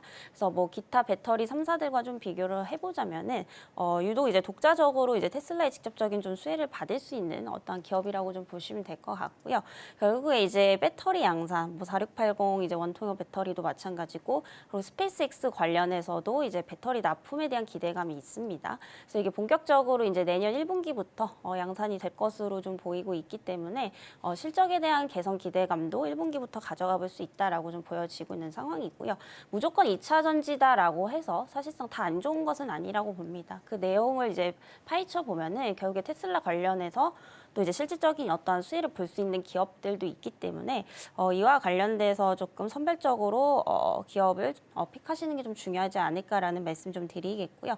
이에 따라서 LG엔솔 같은 경우에는 최근에 바닥을 찍고 다시 한번 좀 반등 시도를 좀 하고 있는 모습들이죠. 그래서 1차적으로는 이제 42만 5천 원대 위를 강하게 돌파하느냐 이 부분이 좀 상당히 중요할 것 같은데 만약에 이제 42만 5천 원대를 다시 한번 돌파를 해서 안착을 한다라고 한다면 2차적으로 한 47만 5천 원대까지 까지도 충분히 갈 수 있지 않을까라고 좀 보고 있고요.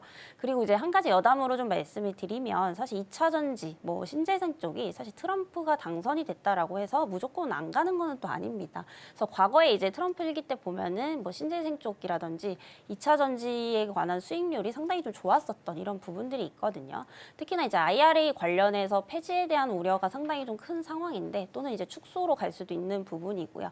근데 사실 보면 이 IRA에 대한 수혜를 온전히 받고 있는 이제 지역들을 보면은 사실상 다 공화당 밭입니다. 그래서 사실상 이거를 완전히 지금 폐지를 할 수는 없는 뭐 그런 부분들이기 때문에 뭐 집권 초기에는 당연히 영향을 좀 받을 수밖에 없겠지만은 항상 그 집권 이후에 다음해에는 뭐 2차 전지라든지 신재생 쪽이 다시 한번 좀 상승이 나왔다라는 점을 감안해 본다면 충분히 중장기적 관점에서는 지금부터 좀 접근을 해보셔도 좋지 않을까 이렇게 좀 정리를 드려보도록 하겠습니다. 네, 그래도 LG에너지솔루션은 바닥을 찍고 반등을 시도하고 있는 중입니다. 저항대가 지금 42만 5천 원 선인데 여기를 돌파하는지가 중요해 보이고요. 오늘은 0.5% 하락하면서 39만 원 선에서 거래가 되고 있습니다. 또 저항대 돌파하면 47만 원까지 열려 있다라는 코멘트 같이 주셨습니다.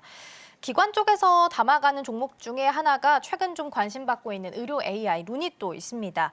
머스크가 X 계정에 AI가 의사를 대신할 날이 머지 않았다라는 코멘트를 좀 남기면서 같이 좀 기름을 부어줬습니다. 근데 의료 AI를 자세히 좀 들여다보면 시총이 작은 종목들도 굉장히 많고 사실 실적이 잘 나오는 종목들이 많이 없다 보니까 우려가 되기도 합니다. 4분기 실적 가시성이 좀 더해지게 된다면 그래도 좀 똘똘한 섹터가 될 수 있을까요?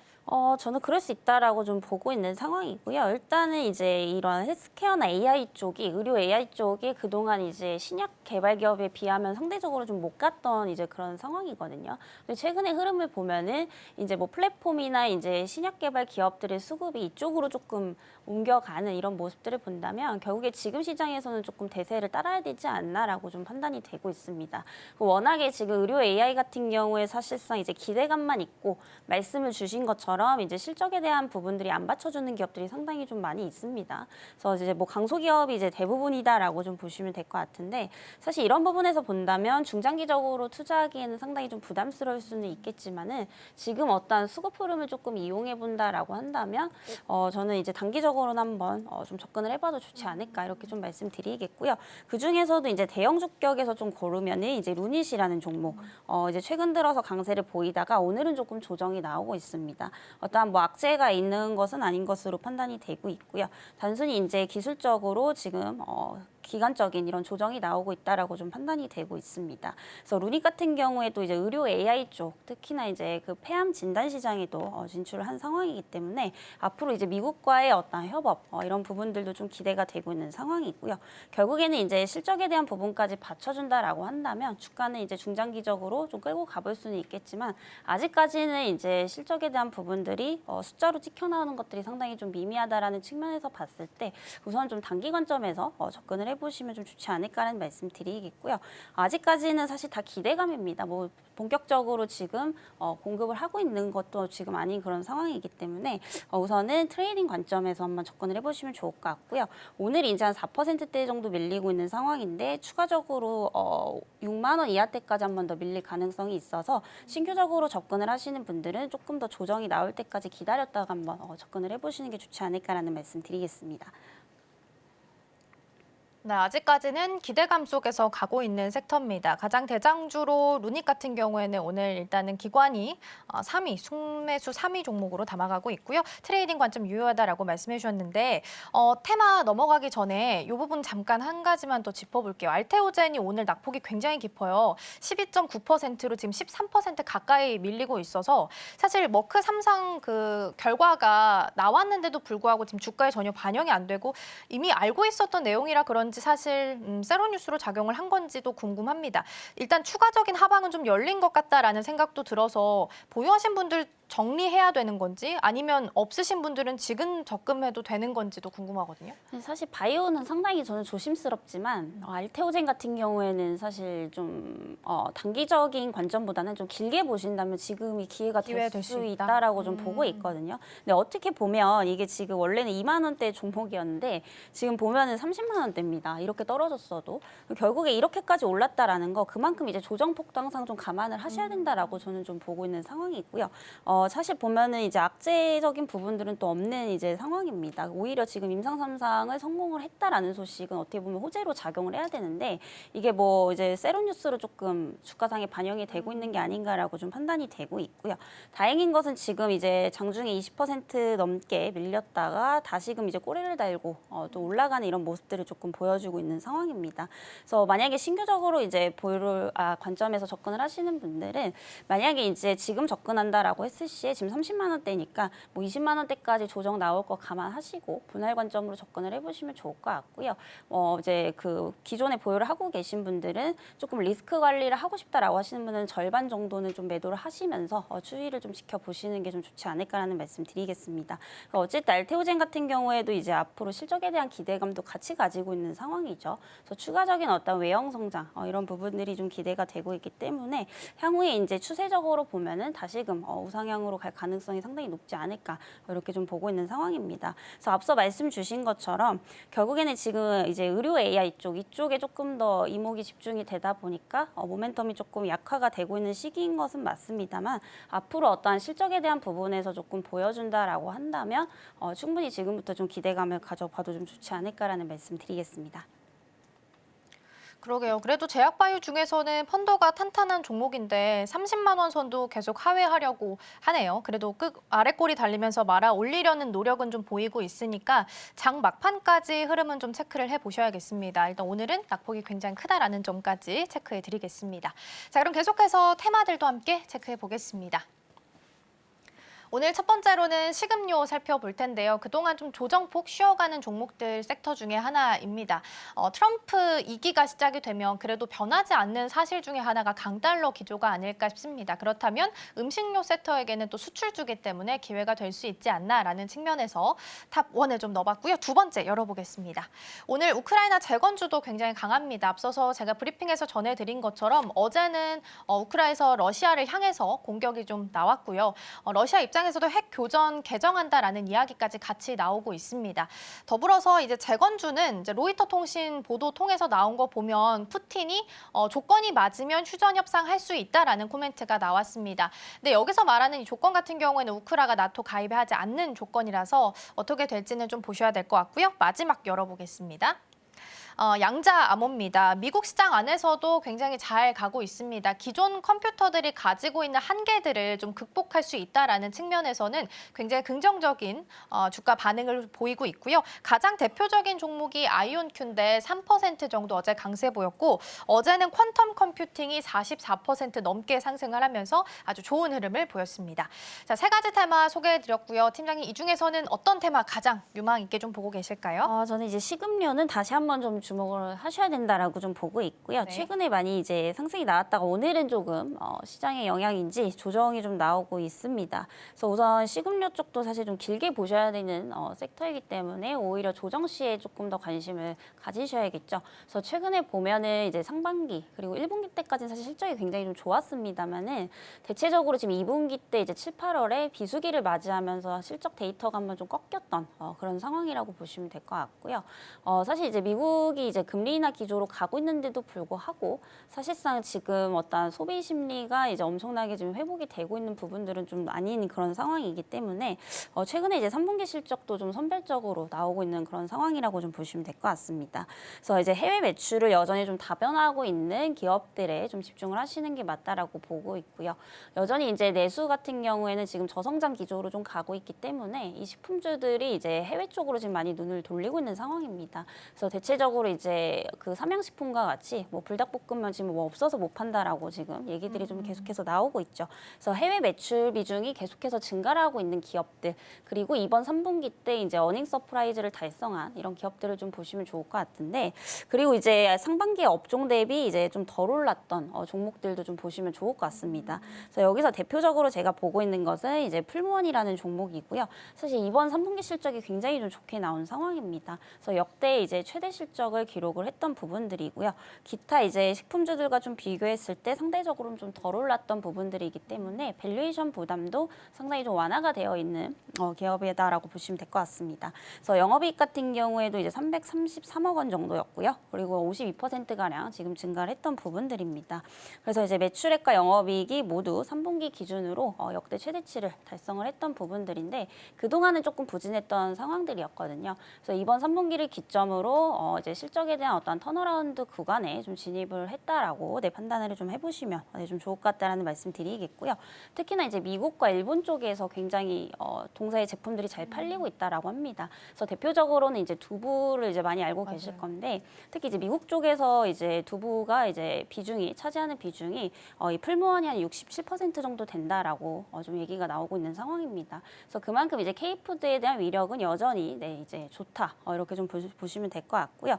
그리고 최근에 이제 비건 인구가 상당히 많이 좀 증가를 하고 있습니다. 그래서 쉽게 얘기하면 이제 채식주의자들이 많이 늘어나고 있다라는 거죠. 그래서 국내만 보더라도 2019년에 한 150만 명 수준이었는데 이제 지금 작년 기준으로 한 250만 명까지 지금 늘어나고 있다라고 합니다. 그래서 그만큼 이제 채식주의자들이 많이 늘어나고 있다라는 것은 건강의 관리를 신경 쓰시는 분들이 많이 늘어나고 있다라고 좀 보시면 될 것 같고요. 사실 우리가 풀무원 하면은 또 이제 건강하다라는 이미지가 또 있습니다. 그래서 실제로 동사 같은 경우에는 이제 식물성 제품을 이제 제조를 많이 하는 기업이라고 보시면 될 것 같고요.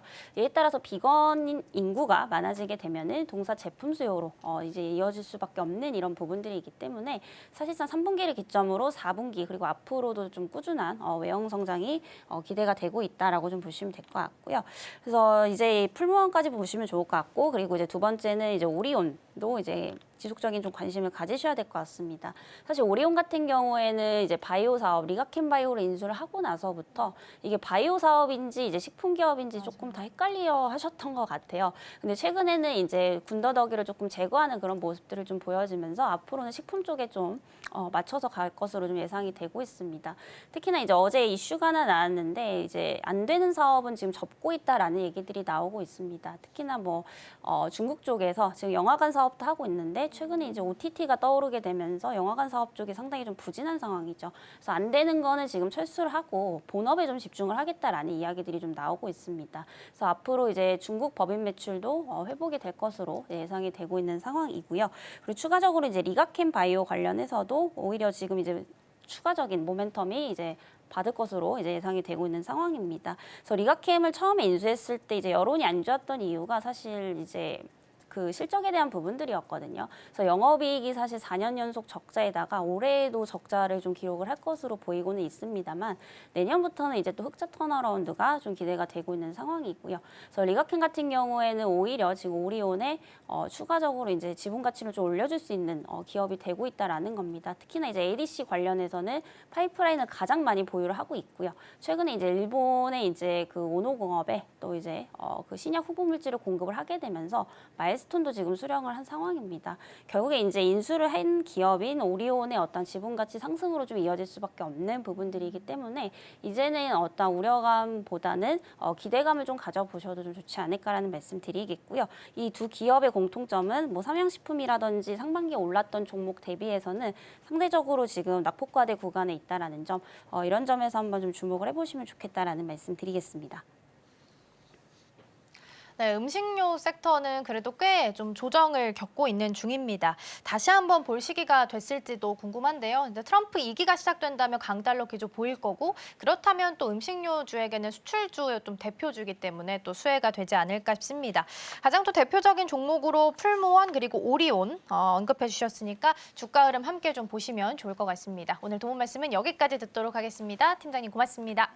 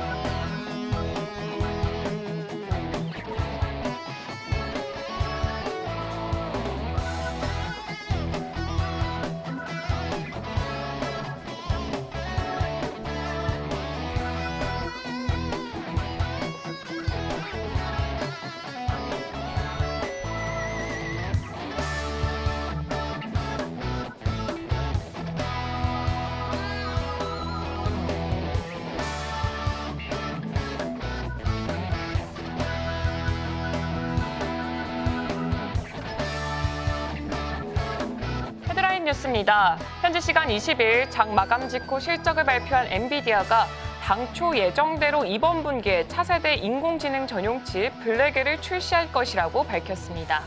실적 발표에 앞서 블랙엘은 가장 민감한 사안이었습니다. 엔비디아는 지난 3월 블랙엘을 처음 공개했고요. 이 칩을 올해 2분기에 출시할 수 있다고 밝혔습니다. 그러나 이후 블랙엘 생산 과정에서 설계상 결함이 발견돼 출시 시기가 당초 예정보다 늦춰졌습니다. 엔비디아는 지난 8월 실적 발표에서 블랙엘을 4분기부터 양산할 계획이라고 밝혔었습니다. 다음 소식입니다. 1,000억 원 규모의 자사주 추가 매입을 밝힌 셀트리온이 상승세를 보이고 있습니다. 셀트리온은 22일부터 장내 매수를 통해 총 58만 3,431주의 자사주를 취득할 계획입니다. 이번 자사주 매입은 올해 들어서 5번째고요. 올해 누적으로는 약 239만 4,031주, 4,300억 원 규모입니다. 다음 소식입니다. 삼성전자가 장 초반 하락세로 출발하면서 5만 5천 원 아래에서 거래를 시작하고 있습니다. 3거래일 연속 약세로 자사주 매입 기대 효과가 소멸하는 모습입니다. 시장에서는 자사주 매입이 주가 상승 촉매로 작용할 수는 있겠지만 근본적으로는 경쟁력 강화가 우선 확인돼야 한다라는 입장을 보이고 있습니다. 다음 소식입니다. 캔코와 에어로스페이스가 강세를 보이고 있습니다. 나사의 달 탐사 프로젝트인 아르테미스의 국내 상장사로는 유일하게 참여를 해서 수혜가 기대된다는 분석이 투심을 자극한 것으로 풀이되고 있습니다. 트럼프는 지난 임기였던 2017년 인류의 달 착륙을 목표로 하는 아르테미스 프로그램을 시작했습니다. 캔코와 에어로스페이스는 SLS 발사체의 인터탱크 및 엔진 섹션과 탱크 조절 장치의 디테일 파트 생산을 담당하고 있습니다.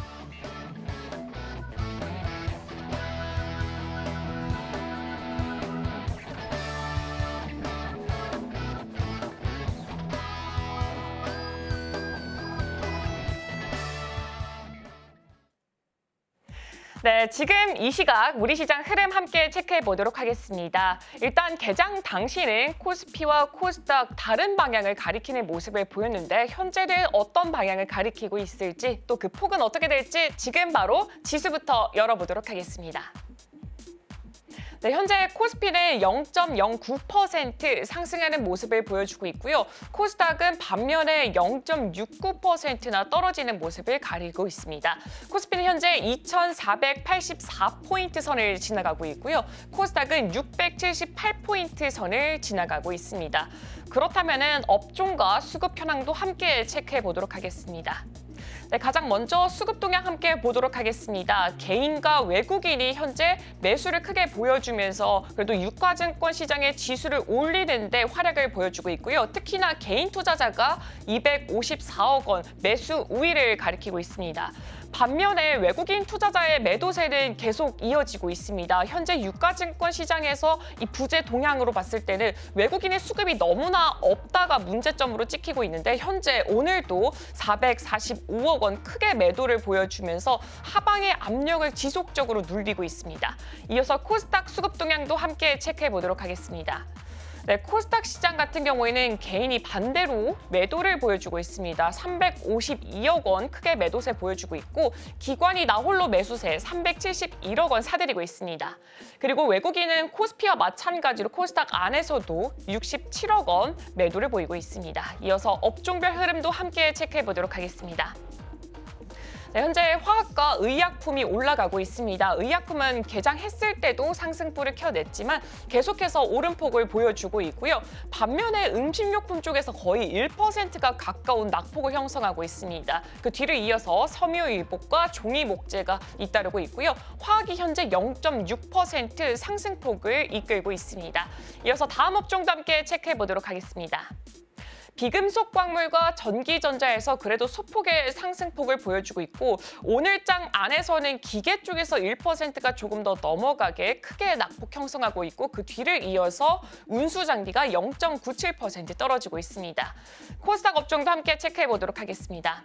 코스닥 안에서는 금융이 그래도 상승폭을 크게 유지를 해주고 있고요. 유통과 건설이 그 뒤를 이었고 있고 기타 서비스 쪽에서 4.5% 거의 모든 업종 쪽에서 거의 모든 종목군에서 하락불을 켜고 있다라는 것으로 해석이 될 수가 있겠습니다. 이어서 다음 업종도 함께 체크해 보도록 하겠습니다.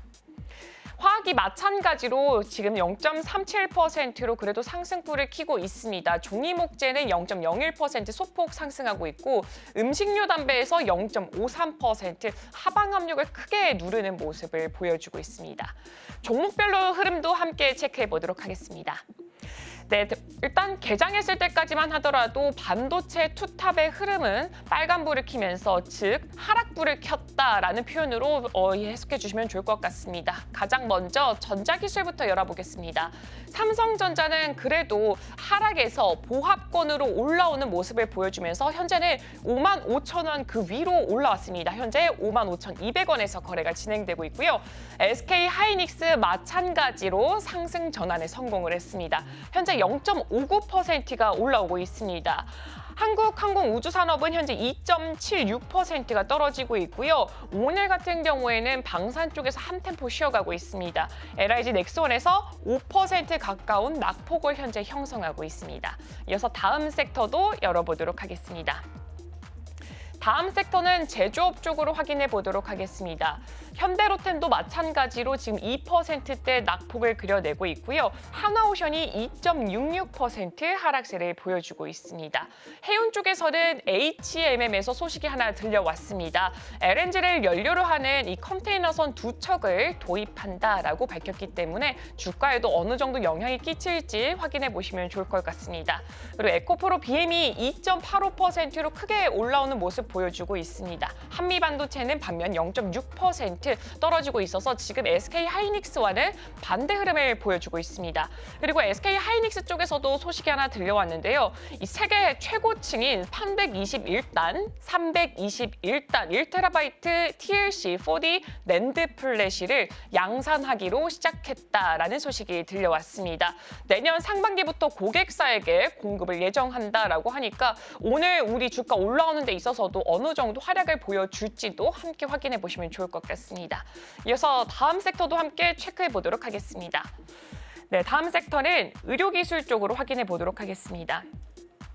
네, 셀트리온 같은 경우는 현재 1.98% 올라와 주면서 이 제약바이오 안에서도 큰 폭의 상승세를 보여주고 있는데요. 일단은 1,000억 원 규모의 자사주를 추가 매입을 결정했다라는 소식이 주가를 올리는 데 크게 활약을 보여줬습니다. 하지만 이 외의 종목들은 오늘 한 템포 쉬어가는 모습을 연출하고 있습니다.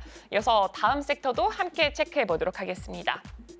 네, 다음 섹터는 프로세스 산업 쪽으로 확인해 보겠습니다. 지금 2차 전지 관련주 에코프로라던가 에코프로 BM, 에코프로 머티, 현재 에코프로 그룹주는 상승폭을 크게 키워나가고 있습니다. LG화학이 현재 0.5%가 올라가고 있는데요. 미국의 이 엑슨모빌과 탄산리튬 공급 업무 협약을 맺었다라는 소식이 나왔습니다.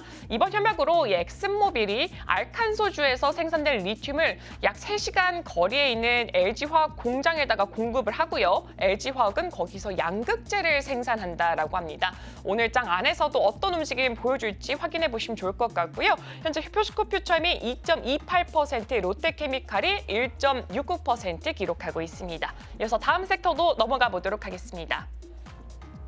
네, 다음 섹터는 지금 이송 배달 쪽으로 확인해 보겠습니다. 이송 배달 안에 HMM이 바로 꼽힐 수밖에 없을 것 같습니다. 제가 방금 전에도 말씀을 드렸었습니다. HMM 쪽에서도 컨테이너 2척을 도입한다라는 소식에 1.47%나 올라오면서 지금 이송 배달 쪽에서는 딱히 크게 움직임을 보이는 종목군이 없는데도 그래도 HMM이 끌고 가는 모습 보여주고 있고요. 대한항공과 아시아나항공 합병 이슈로 인해서 그래도 그동안의 주가는 탄력적인 움직임을 보여줬지만 오늘 안에서는 한 템포 쉬어가고 있습니다. CJ제일제당도 현재 2%나 떨어지고 있고요. 현대글로비스도 0.08% 소폭의 하락세를 그려내고 있습니다. 전반적으로 봤을 때는 섹터 안에서 크게 올라가는 종목군들이 하나씩 두 개씩 존재를 하고 있고요. 지금 이렇다하게 이끌어갈 섹터가 부재한 것으로 보여지고 있는 만큼 오늘 장 전략 현명하게 세워보시길 바랍니다. 지금까지 시장 브리핑이었습니다. 네, 오늘 시장도 참 어려운데요. 특히 코스닥 시총 1위 알테오젠이 오늘 급격하게 떨어지고 있습니다. VI 발동하면서 현재 지수도 같이 끌어내리는 모습이었고요. 그리고 제가 잠시 전에 확인해봤을 때 홈페이지 입장 또한 좀 어려운 것으로 보입니다. 일시적으로 지연 또는 오류가 나고 있으니까 뉴스 체크 꼭 해보셔야 될 것 같고요. 장 막판까지 주가 흐름 어떻게 될지도 함께 보셔야 될 것 같습니다. 저희가 방송 중에 제공해드린 정보는 투자 판단을 위한 조언일 뿐 해당 종목의 가치와 수익률은 보장하지 않습니다. 저희는 내일 더 다양한 소식 준비해서 돌아오겠습니다. 시청해주신 여러분 고맙습니다.